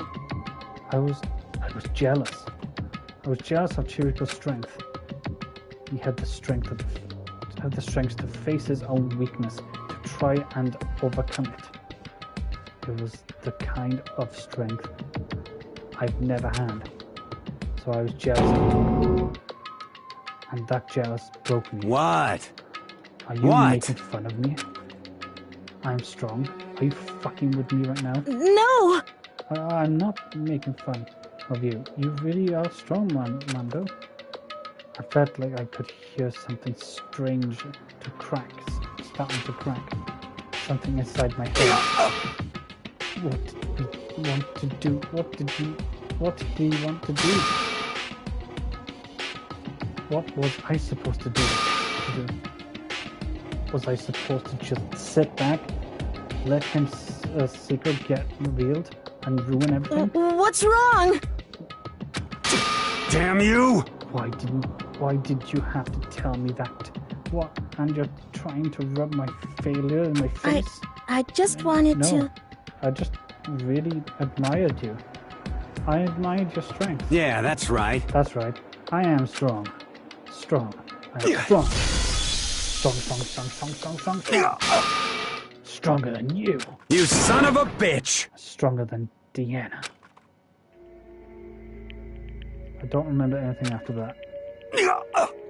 When I woke up again, he was laid at my feet, covered in blood. I had the dumbbell in my hand, and I was just starting to hit him, down on the ground. Hey! I killed him. I killed Chihiro. Even after all this time, I'm still just as weak as I've always been. And thanks to that, I did something I can never take back. Mando. He was normally so aggressive, so angry. He hid that weak side away from everyone. That was his secret. A weakness like that lived in a heart like his, and it turned him cold-blooded. God damn it. Look at him. You see, you're all just like him. For a secret from the past, for a memory. For that, he killed another living human being in cold blood. He couldn't cut free of his regrets from the outside world. He didn't know what in truth strength is. Did you see hope anywhere in there? Because I sure didn't. You bastard. You shut up. You son of a bitch. Go ahead. Say that again. I'll dare you. Yep. Okay, I'll say it as many times as I want. Is what I want to say, but unfortunately I can't do that right now because it's time for the punishment is fast approaching. Punishing? It can't be. Well now. Right? The blackened that disturbs the peace will be punished. Ridiculous! But hold on. Now then, I prepared a very special punishment! Punishment for the Mando one, Wadana, Wahada, whatever, the ultimate biker game. No, wait. Let's give it everything we've got! It's punishment time! I said wait! Sorry, man. I couldn't keep the promise we made. From one man to another. I like Mando as well. So I'll look at the punishment is, shall we? Game over.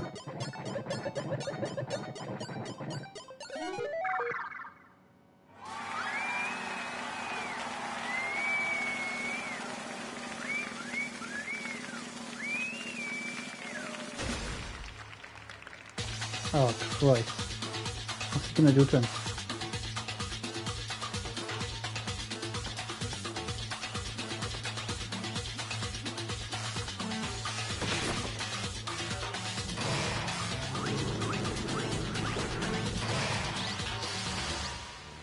The Cage of Death.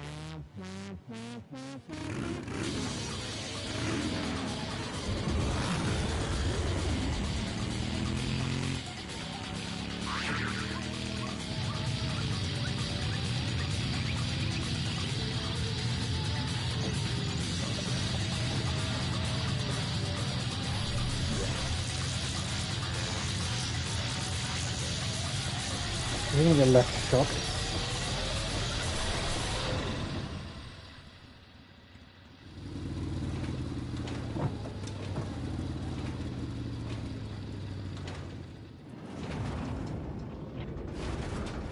He did, he got fried, didn't he?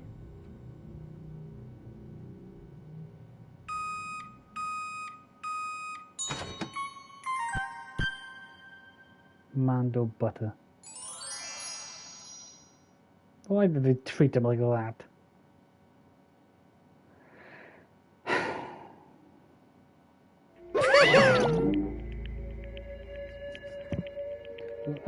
Laugh at death and your soul will forever be at peace. It can't be. My brother. Another murder, another execution. I want to feel it again. Everyone lives are taken so lightly here. I feel like I might be going mad. Maybe I'll just let it happen.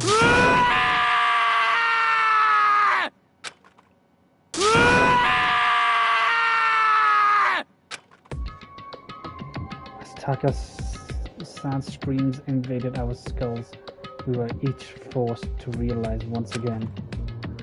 He, of course, he had to. What a disappointment. This is the end of the game. Byakuya. What is this? You're completely insane. You know that? A game? One of our friends is dead. And you realize that? Naturally. Of course I do. Because this game is a life or death. Hey. I don't understand. I don't have anything to say to you. I don't have a response. However, I just don't understand why. Why did you go out of your way to discuss Mando's crime? What? Why? Isn't it obvious? Because it made things more interesting. His voice was calm, emotionless, like a voice of death. It chilled me to the bone. Last night, when the murder took place, I was in the library as usual. Honestly. So you ignored the nighttime rule too? The rules...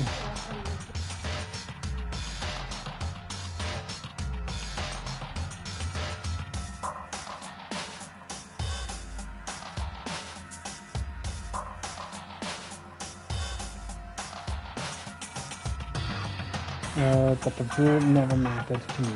I don't recall any of the rules. There is nothing to be done. Well, I don't particularly care. Please continue. The night grew late, and I decided to return to my room, which is when I stumbled upon him. I stopped Mondo coming out of the girls' locker room. After he gone, I'd looked inside of the car. Oh, what really actually the murder? He was such a fool. He didn't have the slightest idea that I'd ever see him. Well... So you're saying that you knew who the culprit was from the very beginning? That's right. Indeed. But if that had been the end of it, how boring would that have been? But I think I'm gonna have to do this here because I can't talk right now because I just was quiet. So I'm just gonna go through all this and I'll read in my head, you know. Seven's in bed. Which sucks. I should do it a little earlier. How did all that help? I see. So after I hear another things like Jack and Coco, you decide to do that. But...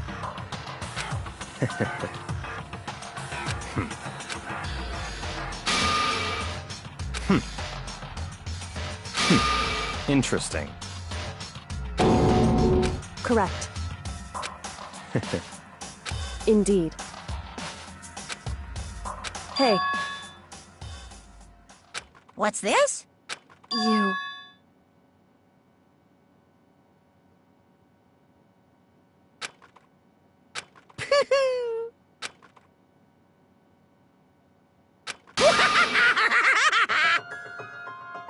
What?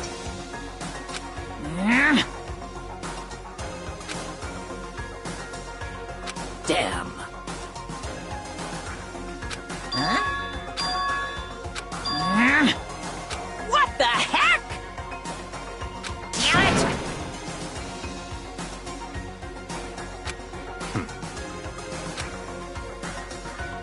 Damn it! Let's end this here. I can't. Okay. I'm gonna skip through all of it.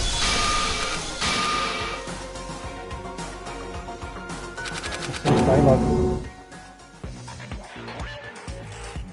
Well, anyway, like I was saying, this is a pretty good spot. Yeah, a really good spot. Anyway, isn't it amazing how that girl went and killed someone before things even had a chance to get boring? Once things really get moving, it'll be like a roller coaster. There won't be any stopping it. Fear and despair charge forward at a speed nothing can hope to match. But I must admit, I'm disappointed. I went to all the pain and effort of making you part of the group, and you couldn't play your part. You do remember you were supposed to make the first move, right? Well, no biggie. Nothing we can do about it now, so just do your best to make things more exciting from now on, okay? After all, that's what everyone wants to see.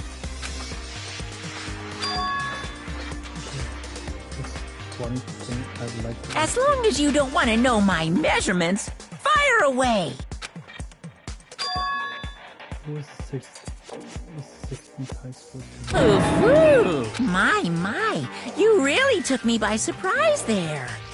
I know I said you could ask anything, but super denied, ultra denied, demonic denied. Because you see, that's my ace in the hole.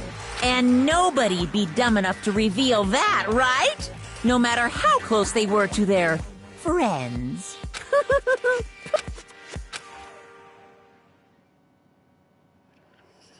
Oh, thank God. Right, okay. The boys light on destroy. The end. Thank God for that. 10 remain. Wait, so he has someone on the inside? To be continued. You've received a crazy diamond present. Yes. So if I save this, then it's done. Right. I hope that's saved. Let